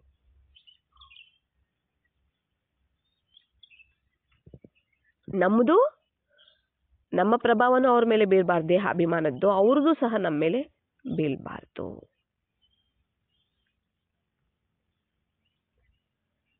ನಾವು ಮಾಡ್ಕೊಳ್ಳೋ ಕೋಪ ನೋಡಿ, ನಾವು ದೇಹಾಭಿಮಾನದಲ್ಲಿ ಬಂದ್ರೇನೆ ಖರ್ಚಾಗ್ಬಿಡುತ್ತೆ ಆತ್ಮದ ಶಕ್ತಿ. ಅದಕ್ಕೆ ಅಲರ್ಟ್ ಆಗಿರಿ ಅಂತ ಹೇಳ್ತಾರೆ. ಯಾವಾಗ ನಾನು ಆತ್ಮ ಅನ್ನೋದು ಮರ್ತೋಗ್ತೀನಿ, ಪರಮಾತ್ಮ ಅನ್ನೋದು ಮರ್ತೋಗ್ತೀನಿ, ಆಗ ದೇಹಾಭಿಮಾನನೇ ರಾವಣ ಸಡನ್ಲಿ ಅಟ್ಯಾಕ್ ಮಾಡ್ಬಿಡ್ತಾನೆ. ಕಾಯ್ತಿರ್ತಾನೆ ಯಾವಾಗ ಅವರು ಆತ್ಮದ ಸ್ಮೃತಿನ ಮರಿತಾರೋ, ಪರಮಾತ್ಮನ ಸ್ಮೃತಿನ ಮರಿತಾರೋ ಅಂತ ಕಾಯ್ತಾರೆ. ಯಾಕೆ ಅಂದ್ರೆ ನಮ್ಗೆ ಅರ್ಧ ಕಲ್ಪದ ಒಂದು ನಂಟಿದೆಯಲ್ಲ ದೇಹದ ಜೊತೆ, ಫ್ರೆಂಡ್ ಮಾಡ್ಕೊಂಡ್ಬಿಟ್ಟಿದ್ದೀವಿ ಅಲ್ವಾ. ಅದಕ್ಕೇನಾಗ್ಬಿಡುತ್ತೆ, ಅದು ನಮ್ಮನ್ನು ಬಿಟ್ಟಿರೋದಕ್ಕಾಗೋದಿಲ್ಲ, ಬಂದ್ಬಿಡತ್ತೆ. ಆದ್ರೆ ಈಗ ಹೊಸ ಪ್ರಪಂಚ ಬರೋದಿದೆ, ಪವಿತ್ರವಾದ ಪ್ರಪಂಚ ಬರೋದಿದೆ, ರಾಮನ ಪ್ರಪಂಚ ಬರೋದಿದೆ, ರಾಮರಾಜ್ಯ ಬರೋದಿದೆ. ಇದು ರಾವಣ ರಾಜ್ಯ ಅಲ್ವಾ. ಈಗ ರಾಮರಾಜ್ಯಕ್ಕೆ ನಾವು ರೆಡಿ ಆಗ್ಬೇಕು ಅಂದ್ರೆ ರಾವಣನನ್ನ ನಾವು ಬಿಡಲೇಬೇಕು, ಅಲ್ಲಿ ಹೋಗ್ಬೇಕಲ್ವಾ. ಹಗಲಲ್ಲಿ ನಾವು ಬರೋದಿದೆ, ಈಗ ಬ್ರಹ್ಮನ ಹಗಲಲ್ಲಿ ಬರೋದಿದೆ. ಈಗ ನಾವು ಹಗಲಿಗೆ ನಾವು ರೆಡಿ ಆಗ್ಬೇಕು, ತಯಾರಿಗಳನ್ನ ನಾವು ಮಾಡ್ಕೊಳ್ಬೇಕು. ಈಗ ನಾವು ನೀವು ಯಾರಿಗೆ ಏನೇ ಹೇಳ್ಬೇಕಾದ್ರೂ ಕೂಡ ಲಾ ಅಂಡ್ ಲವ್ ಎರಡರಿಂದ, ಯಾರಾದ್ರೂ ತಪ್ಪು ಮಾಡ್ತಿದ್ದಾರೆ, ಕೋಪದಿಂದ ಮಾತಾಡ್ತಿದ್ದಾರೆ ಅಂದ್ರೆ ನೀವು ಬುದ್ಧಿ ಹೇಳಕ್ ಹೋದ್ರೆ ಅವ್ರು ಕೋಪದಿಂದನೇ ಮಾತಾಡೋದಲ್ಲ. ಕೋಪಕ್ಕೆ ಕೋಪನೇ ಉತ್ತರ ಅಲ್ಲ, ನೆಗೆಟಿವ್ಗೆ ನೆಗೆಟಿವೇ ಉತ್ತರ ಅಲ್ಲ. ಅವ್ರು ಕೋಪದಿಂದ ಮಾತಾಡ್ತಿದ್ರೆ ನೀವು ಶಾಂತಿಯಿಂದ ಅವ್ರಿಗೆ, ಪ್ರೀತಿಯಿಂದ ಅವ್ರಿಗೆ ಹೇಳ್ಬೇಕಾಗತ್ತೆ. ಅದೇ ಉತ್ತರ ಆಗಿರುತ್ತೆ, ಅದೇ ಶಿಕ್ಷಣ ಆಗಿರುತ್ತೆ ಅವ್ರಿಗೆ. ಅವರು ಕೋಪದಿಂದ ಮಾತಾಡ್ತಿದ್ದಾರೆ ಅಂತಂದಾಗ ಅದು ಅವರ ಸಂಸ್ಕಾರ ಇದೆ, ಇಂದಿನ ಜನ್ಮದ ಒಂದು ಲೆಕ್ಕಾಚಾರನೂ ಇರುತ್ತೆ, ಅವರ ಸಂಸ್ಕಾರನೂ ಇರುತ್ತೆ. ನೀವು ಯಾವಾಗ ನಿಮ್ಮ ಸ್ವಧರ್ಮದಲ್ಲಿ ಸ್ಥಿತರಾಗಿ ಸ್ವಯಂ ಸ್ಮೃತಿ, ಪರಮಾತ್ಮ ಸ್ಮೃತಿಯಲ್ಲಿ ಬಂದು ಅವರನ್ನ ಆತ್ಮ ಅಂತ ನೋಡಿ, ಯಾವಾಗ ನೀವು ಅವರನ್ನ ಆ ದೃಷ್ಟಿಯಿಂದ ನೀವು ನೋಡ್ತೀರಾ, ಅವ್ರ ಬಗ್ಗೆ ಒಳ್ಳೆ ಭಾವನೆನೇ ಬರುತ್ತೆ. ದುಃಖ ಕೊಡಬೇಕು ಅನ್ನೋದು ಬರೋದಿಲ್ಲ. ಒಂದ್ ವೇಳೆ ನೀವು ಬುದ್ಧಿ ಹೇಳಿದ್ರು ಕೂಡ ಅವ್ರಿಗೆ ಈ ತರ ಮಾಡಬಾರ್ದು, ಆ ತರ ಮಾಡಬಾರ್ದು, ಅಲ್ಲಿ ಪ್ರೀತಿಯಿಂದ ಹೇಳಿರ್ತೀರಾ. ಬ್ರಹ್ಮಬಾಬಾ ಯಾರಾದ್ರೂ ಮುರುಳಿ ಕ್ಲಾಸ್ ನಡೀತಿದೆ ಅಂದ್ರೆ, ಯಾರಾದ್ರೂ ತೂಕಡಿಕೆ ಬಂತು, ಕಳಿಸಿದ್ರು ಅಂದ್ರೇನೆ ಹೊರಗಡೆ ಕಳಿಸ್ಬಿಡ್ತಿದ್ರು. ತೂಕಡಿಸ್ತಿದ್ದಾರೆ ಅಂತಂದ್ರೆ ಜುಟ್ಟುಗಳೆಲ್ಲ ಮೇಲೆ ಎತ್ತಿಬಿಟ್ಟು ಕಟ್ಬಿಡ್ತಿದ್ರಂತೆ. ಹಿಂದೆ ಜಡೆ ಇರುತ್ತಲ್ಲ, ಎತ್ತಿ ಕಟ್ಬಿಡ್ತಿದ್ರಂತೆ, ಹೊರಗಡೆ ನಿಲ್ಲಿಸ್ಬಿಡ್ತಿದ್ರಂತೆ. ಅಂದ್ರೆ ಅವರು ಲಾನು ಫಾಲೋ ಮಾಡ್ತಿದ್ರು, ಲವ್ ಅನ್ನು ಸಹ ಫಾಲೋ ಮಾಡ್ತಿದ್ರು. ಲಾ ಅಂಡ್ ಲವ್ ಎರಡೂ ಇರಬೇಕು, ಬ್ಯಾಲೆನ್ಸ್ ಇರಬೇಕಾಗತ್ತೆ. ಬರೀ ನೀವು ಹಿಂಗ್ ಮಾಡ್ಬೇಡ, ನೀನು ಹಿಂಗ್ ಮಾಡ್ಬಾರ್ದು, ಇದು ತಪ್ಪು ನೀನು ಅಂತ ನಾವು ದಂಡಿಸ್ತೀವಿ ಅಂದ್ರೆ ಶಿಕ್ಷೆ ಆಗ್ಬಿಡುತ್ತೆ, ಪಾಪ ಆಗುತ್ತೆ. ಅದೇ ಪ್ರೀತಿಯಿಂದ ಹೇಳ್ತೀವಿ ಅಂದ್ರೆ ಲಾ ಅಂಡ್ ಲವ್, ಅಲ್ಲಿ ಪರಿವರ್ತನೆ ಬರುತ್ತೆ, ಅಲ್ಲಿ ಪರಿವರ್ತನೆ ಮಾಡ್ಕೋತಾರೆ ಅವರು. ಅವ್ರು ಅಷ್ಟು ಮಾಡಿದ್ದಕ್ಕೆ ಅಲ್ವ ಬ್ರಹ್ಮಬಾಬಾ ಅವರು ಕೊಡ್ತಿದ್ದು ಪಾಲನೆ ಅಷ್ಟು. ಅವರು ಏನೇ ಸ್ಟ್ರಿಕ್ಟ್ ಇದ್ರು, ಎಷ್ಟೇ ಲಾ ಅನ್ನ ಅವರು ಫಾಲೋ ಮಾಡ್ತಿದ್ರು, ನಿಯಮಗಳನ್ನ ಅವರು ಬಳಸ್ತಿದ್ರು ಕೂಡ ಆತ್ಮಗಳು ಅಲ್ಲಿ ಇದ್ದದ್ದೆಲ್ಲ, ಯಜ್ಞದಲ್ಲಿ ಇದ್ದಿದ್ದ ಆದಿರತ್ನಗಳು ಯಾರ್ಯಾರೆಲ್ಲ ಇದ್ರು, ಅಲ್ಲಿದ್ದ ಮಾತೆಗಳಿರ್ಬೋದು, ಯಾರೇ ಆದ್ರೂ ನಮ್ಮ ಲೌಕಿಕದಲ್ಲೂ ಇದ್ದಿದ್ರೆ ನಮ್ಗೆ ಇಷ್ಟೊಂದು ಪ್ರೀತಿನ ಪಾಲನೆ ನಮಗ್ ಸಿಕ್ತಿರ್ಲಿಲ್ವೇನೋ, ಅಷ್ಟು ಕೊಡ್ತಿದ್ದಾರೆ ನಮಗ್ ಪಾಲನೆ ಅಂತ ಫೀಲ್ ಮಾಡ್ಕೋತಿದ್ರು, ಅನುಭವ ಮಾಡ್ಕೋತಿದ್ರು. ಅಂದ್ರೆ ಯಾವಾಗ ನೋಡಿ ಬರೀ ಲಾ ಇತ್ತು ಅಂದ್ರೆ ಅಲ್ಲಿ ಪರಿವರ್ತನೆ ಬರೋದಿಲ್ಲ. ಲವ್ ಅಂಡ್ ಲಾ ಎರಡೂ ಇದ್ದಾಗ ಅಲ್ಲಿ ಪರಿವರ್ತನೆ ಬರುತ್ತೆ. ಎರಡೂ ಬೇಕು. ಪ್ರೀತಿಯಿಂದನೂ ಹೇಳಿ, ಅಂದ್ರೆ ನೀವೇನ್ ಹೇಳ್ತೀರಾ ನಿಯಮ, ಈ ತರ ಮಾಡಬಾರ್ದು, ಆ ತರ ಮಾಡ್ಬೇಕು ಅಂತ ಏನ್ ಹೇಳ್ತೀರಾ ಅದನ್ನ ಪ್ರೀತಿಯಿಂದ ಹೇಳಿ ಅಂತ ಹೇಳ್ತಾರೆ. ಇದು ನಾವು ಧಾರಣೆ ಮಾಡ್ಕೊಳ್ಬೇಕಾಗತ್ತೆ. ಆಗ ಏನಾಗತ್ತೆ, ಅವ್ರು ಕೋಪನೂ ಮಾಡ್ಕೊಳ್ಳಲ್ಲ, ನಾವು ದುಃಖ ಕೊಟ್ಟಂಗೂ ಆಗೋದಿಲ್ಲ, ಲೆಕ್ಕಾಚಾರನೂ ತಯಾರಾಗೋದಿಲ್ಲ. ಪರಿವರ್ತನೆನೂ ಆಗುತ್ತೆ ಅವ್ರದ್ದು ಅಲ್ವಾ. ಅವರು ಒಂದು ವೇಳೆ ನಮಗೆ ಬೈತಿದ್ದಾರೆ, ನಿಂದನೆ ಮಾಡ್ತಿದ್ದಾರೆ ಅಂದಾಗ ನಾವು ಅವರ ಒಂದು ನಿಜ ಸಂಸ್ಕಾರವನ್ನ ನೋಡ್ತಾ, ಒಂದು ಅವರ ಮೂಲ ಸ್ವರೂಪವನ್ನ ನೋಡ್ತಾ, ಆತ್ಮಿಕ ಸ್ವರೂಪವನ್ನ, ನನ್ನ ಸಹೋದರ ಅನ್ನೋ ಒಂದು ಭಾವನೆಯಿಂದ ಅವರನ್ನ ನೋಡ್ಬೇಕಾಗತ್ತೆ. ಅವ್ರ ಹತ್ರ ಇಲ್ಲ ಪಾಪ, ಅದರಿಂದನೇ ಅವ್ರ ಕೋಪದಿಂದ ಶಾಂತಿ ಇಲ್ದಾಗ್ಲೇನೆ ಕೋಪದಲ್ಲಿ ನಡ್ಕೋತಾರೆ. ಆಗ ನೀವು ಶಾಂತ ಸ್ವರೂಪರಾಗ್ಬಿಡಿ, ಶಾಂತಿ ಸಾಗರನ ಸ್ಮೃತಿಯಲ್ಲಿ ಇದ್ಬಿಡಿ, ಶಾಂತಿಯ ಒಂದು ವೈಬ್ರೇಷನ್ ಅವ್ರಿಗೆ ಹೋಗುತ್ತೆ, ಅವರು ಶಾಂತ ಆಗ್ತಾರೆ. ಕೋಪಕ್ಕೆ ಕೋಪನೇ ಉತ್ತರ ಆಗಕ್ಕಾಗೋದಿಲ್ಲ ಅಲ್ಲ, ಕೋಪಕ್ಕೆ ಶಾಂತಿನೇ ಉತ್ತರ ಆಗಿರ್ಬೇಕು ಅಲ್ವಾ. ನೆಗೆಟಿವ್ಗೆ ಪಾಸಿಟಿವೇ ಉತ್ತರ. ಆದ್ದರಿಂದ ಇಡೀ ಪ್ರಪಂಚವನ್ನ ನಾವು ಪರಿವರ್ತನೆ ಮಾಡೋದಕ್ಕಾಗ್ಲಿ, ಇಲ್ಲ ನೆಗೆಟಿವ್ ಒಂದು ಏನು ವೈಬ್ರೇಷನ್ ಇದೆ ಅದರಿಂದ ನಾವು ಸುರಕ್ಷಿತವಾಗಿರೋದಕ್ಕಾಗ್ಲಿ, ನಮ್ಮನ್ನ ನಾವು ಪರಿವರ್ತನೆ ಮಾಡೋದಕ್ಕಾಗ್ಲಿ ನಮಗೆ ಸ್ವಯಂನ ಸ್ಮೃತಿ, ಪರಮಾತ್ಮನ ಸ್ಮೃತಿ, ನಮ್ಮ ಒಂದು ಮೂಲ ಸಂಸ್ಕಾರ, ಮೂಲ ಒಂದು ಸ್ವರೂಪದಲ್ಲಿ ನಾವು ಸ್ಥಿತರಾಗಬೇಕಾಗತ್ತೆ. ಮತ್ತೆ ಒಬ್ಬ ಪರಮಾತ್ಮನ ಒಬ್ಬರನ್ನೇ ಪ್ರೀತಿ ಮಾಡ್ಬೇಕು, ಅವರೊಬ್ಬರನ್ನ ನಾವು ಸ್ಮೃತಿ ಮಾಡ್ಬೇಕಾಗತ್ತೆ. ಆತ್ಮ ಅಂದಾಗ ಆತ್ಮಕ್ಕೆ ಸರ್ವಸ್ವನು ಪರಮಾತ್ಮ ಆಗಿರ್ತಾರೆ. ದೇಹ ಅಂತ ಅಂದಾಗ ದೇಹಕ್ಕೆ ಒಬ್ಬೊಬ್ರು ಒಂದೊಂದು ಸಂಬಂಧ, ಒಂದೊಂದು ವ್ಯಕ್ತಿ ಇರ್ತಾರೆ, ಒಂದೊಂದು ಸಂಬಂಧಕ್ಕೆ ಒಂದೊಂದು ವ್ಯಕ್ತಿ ಇರ್ತಾರೆ. ಅದು ವಿಸ್ತಾರ. ಆತ್ಮನೇ ಸಾರ. ಆತ್ಮಕ್ಕೆ ಪರಮಾತ್ಮ ಒಬ್ಬರೇ ಸರ್ವಸ್ವ ಆಗಿರ್ತಾರೆ. ಇನ್ನು ಉಳಿದಿರೋ ಏನೇ ಆತ್ಮಗಳ ಇದ್ರೂ ಅದೆಲ್ಲನೂ ಸೇವಾರ್ಥವಾಗಿ ಅವರ ಒಂದು ಸಂಬಂಧ ಸಂಪರ್ಕದಲ್ಲಿ ನಾವು ಹೋಗ್ತಾ ಇರ್ತೀವಿ ಅಷ್ಟೇ. ಅರ್ಥ ಆಯ್ತಲ್ಲ. ಲೌಕಿಕವನ್ನ ಅಲೌಕಿಕತೆಯಲ್ಲಿ ತರಬೇಕಾಗತ್ತೆ. ದೇಹ ಅಂದ್ರೇನೆ ಲೌಕಿಕ, ಆತ್ಮ ಅಂದ್ರೇನೆ ಅಲೌಕಿಕ. ದೇಹ ಅಂದ್ರೇನೆ ಅಪವಿತ್ರತೆ, ಆತ್ಮ ಅಂದ್ರೇನೆ ಪವಿತ್ರತೆ. ಅರ್ಥ ಆಯ್ತಲ್ಲ. ಇಷ್ಟನ್ನ ನಾವು ಧಾರಣೆ ಮಾಡ್ಕೊಳ್ತಾ ಪ್ರಾಕ್ಟೀಸನ್ನ ನಾವು ಮಾಡ್ತಾ ನಾವು ಸ್ಮೃತಿಯಲ್ಲಿ ಇಟ್ಕೊಳ್ಬೇಕಾಗತ್ತೆ. ಪ್ರತಿಯೊಂದು ಬಾಬಾ ಏನು ತಿಳಿಸಿದ್ದಾರೆ ಅದನ್ನ ಸ್ಮೃತಿಯಲ್ಲಿ ಇಟ್ಕೊಳ್ತಾ, ನೆನಪು ಮಾಡ್ತಾ, ಅದನ್ನ ಪ್ರಾಕ್ಟೀಸ್ ಮಾಡ್ತಾ ನಾವು ಹೋಗ್ತೀವಿ ಅಂದರೆ ಸ್ವಪರಿವರ್ತನೆನೂ ಆಗುತ್ತೆ, ವಿಶ್ವ ಪರಿವರ್ತನೆನೂ ಆಗುತ್ತೆ. ನಾವು ಅಂತಿಮದಲ್ಲಿ ಯಾವುದೇ ಥರದ ಕಷ್ಟ ನಮಗೆ ಆಗಬಾರ್ದು, ಯಾವುದೇ ಥರದ ಒಂದು ಪಶ್ಚಾತ್ತಾಪ ನಾವು ಪಡಬಾರ್ದು ಅಂದರೆ ಈಗಿಂದನೇ ನಾವು ಅಟೆನ್ಷನ್ ಅನ್ನು ಕೊಟ್ಟು ಅಲರ್ಟ್ ಆಗಿರಬೇಕಾಗತ್ತೆ.